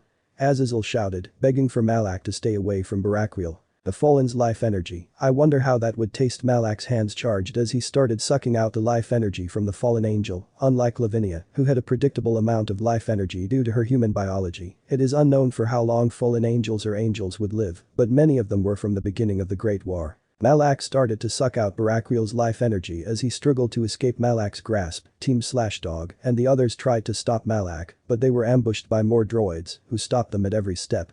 Tobio and Shuzaku were the most annoyed by this, as they wanted to fight Malak to save Barakwil. Moments later, Barakwil was nothing but a husk of his former self. Malak had sucked out his life energy completely. He was barely alive, with only a few life force remaining in his body. He looked at Malak in fear. His time had come.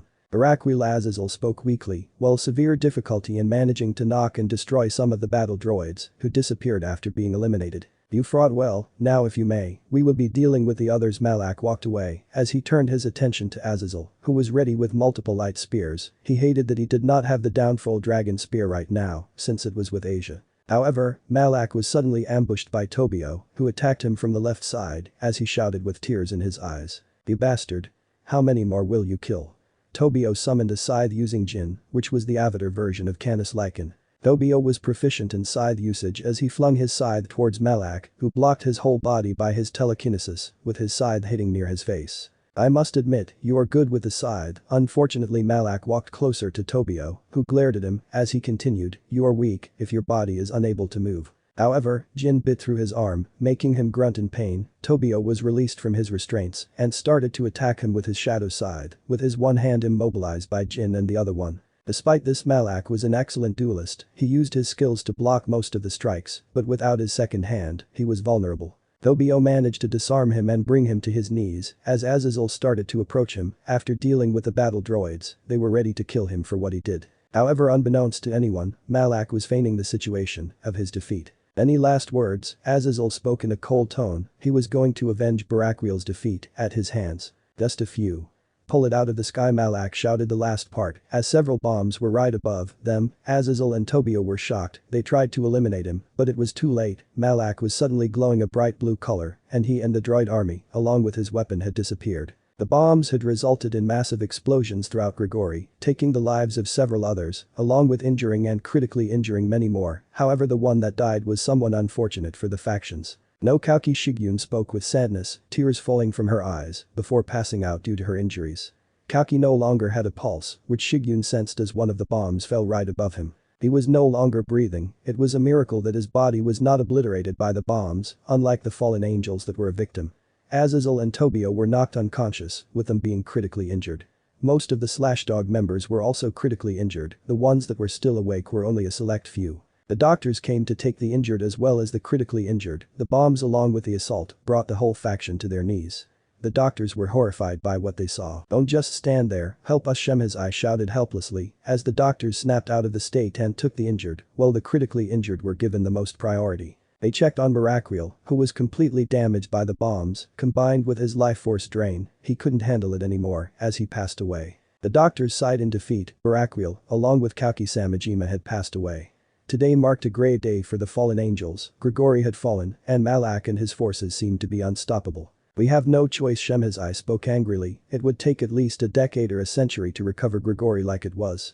Not to mention, he had no choice but to accept Issei's offer, since there was no other way out. Negotiation was no longer an option. Scene change. Unknown location, 8 p.m. Malak, Grievous, and the droid army all teleported themselves to an unknown location, as a voice spoke. "It's a good thing, you gave me the signal before it was too late," a voice spoke from the shadow. The two looked at him, and spoke. "Those bombs came in handy. I doubt Grigori would recover after what had happened." Malak spoke with a smile, "And it is all thanks to you, General Kalani." Malak continued. The tactical droid had shown up, that was dark silver in color, with light silver on several sides. He had several yellow marks also on him, he was humanoid, and had light red eyes on his face. "I figured that even without the bombs, our percentage of winning this battle against the fallen angels were a 90%, however I increased that to 99.9% win rate." Kalani spoke, while deducing the odds. After all, he is the tactical general Issei had created to help Malak win this war. While General Grievous was created for ruthlessness and aggression, he is aggressive when it comes to eliminating targets, and he could act as a secondary commander under Malak whenever he needs to attack. "Aside from that, I think our attack is a success." Grievous spoke. Penemu was barely a challenge to the metalloid monstrosity. "Now all we need to do is tell Issei about this." Malak spoke, as both the generals nodded in agreement. Scene change. A few kilometers away from Grigori, 8:15 p.m. "So they did it, huh?" Issei spoke coldly, as he was looking at what remains of the fallen faction. As he looks apathetically, he knew who his next targets are. "Goddess Artemis and Gondel, the Valkyrie of Asgard, will be my next targets." Issei spoke coldly. He knew those having both of them by his side would be amazing. The reason is Artemis is the best choice when it comes to infiltration, since she can leave without a trace, as well as, she is an excellent huntress. Another reason was that, the Greek faction was one of the strongest that was a part of the alliance. Even if Hades does not take part in that, it could still hold its own even against several of their enemies. As for Gondel, there were also two reasons. She is a master magician, and if that does not work, she is a master in hand-to-hand combat as well. She would definitely help in the future war, if he gets her help.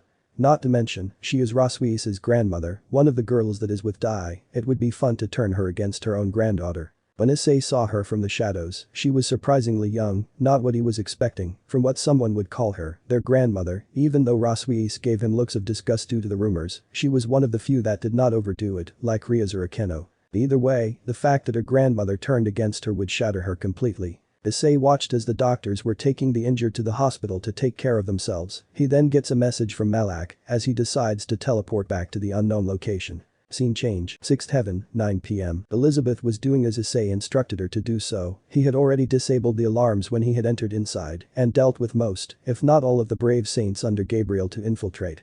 She was tasked with finding the holy relics that belonged to the church. She was trying to check more information about the rest of the holy relics, as she spoke with a bit of a frustrated tone. "This is harder than I thought." Elizabeth spoke while shaking her head sideways. "I need to find more information to help Lord Issei." No, Gabriel could barely say anything, as she looked at Elizabeth. "This isn't you." Elizabeth. Gabriel spoke, while looking at one of her brave saints. "I know that you lied to me, about Dai being the hero. I was a fool to listen to you, and I know that we angels are weak, due to the power Lord Issei showed me." Elizabeth spoke with a sweet smile, while caressing the seraph's cheek. The seraph could only watch, unable to do anything as tears of frustration fell from her eyes. The alarms in the heaven had been disabled, with no one even figuring out what had happened. "I hope Malak and the others are able to perform their mission well. Lord Issei won't like it if I stay useless to him." Elizabeth spoke with a smile as she continued reviewing the information. As she did the review, her eyes turned deep purple, implying that the power has been integrated well into her body. Once she finds the information, she takes one last look at Gabriel as she speaks. Lord Issei will lead us to a new world, old friend. She walks away while carrying the information needed, leaving Gabriel alone. She was about to reach the door, leaving the guilt-ridden Gabriel as her wings constantly flickered from white to black. She looked at Elizabeth as she went out of her sight, but not out of the sixth heaven. I am so sorry, Elizabeth, this is all my fault. This wouldn't have happened if I had used my ability on Issei, Gabriel thought while she remembered her encounter with Malak, only to find a shocking truth about him. Let me know in the comments below if you guys want the next part. Also check out my other video that has been shown and left. Thank you for watching. If you enjoyed this video, please like and share this video. And have a fantastic day. Bye.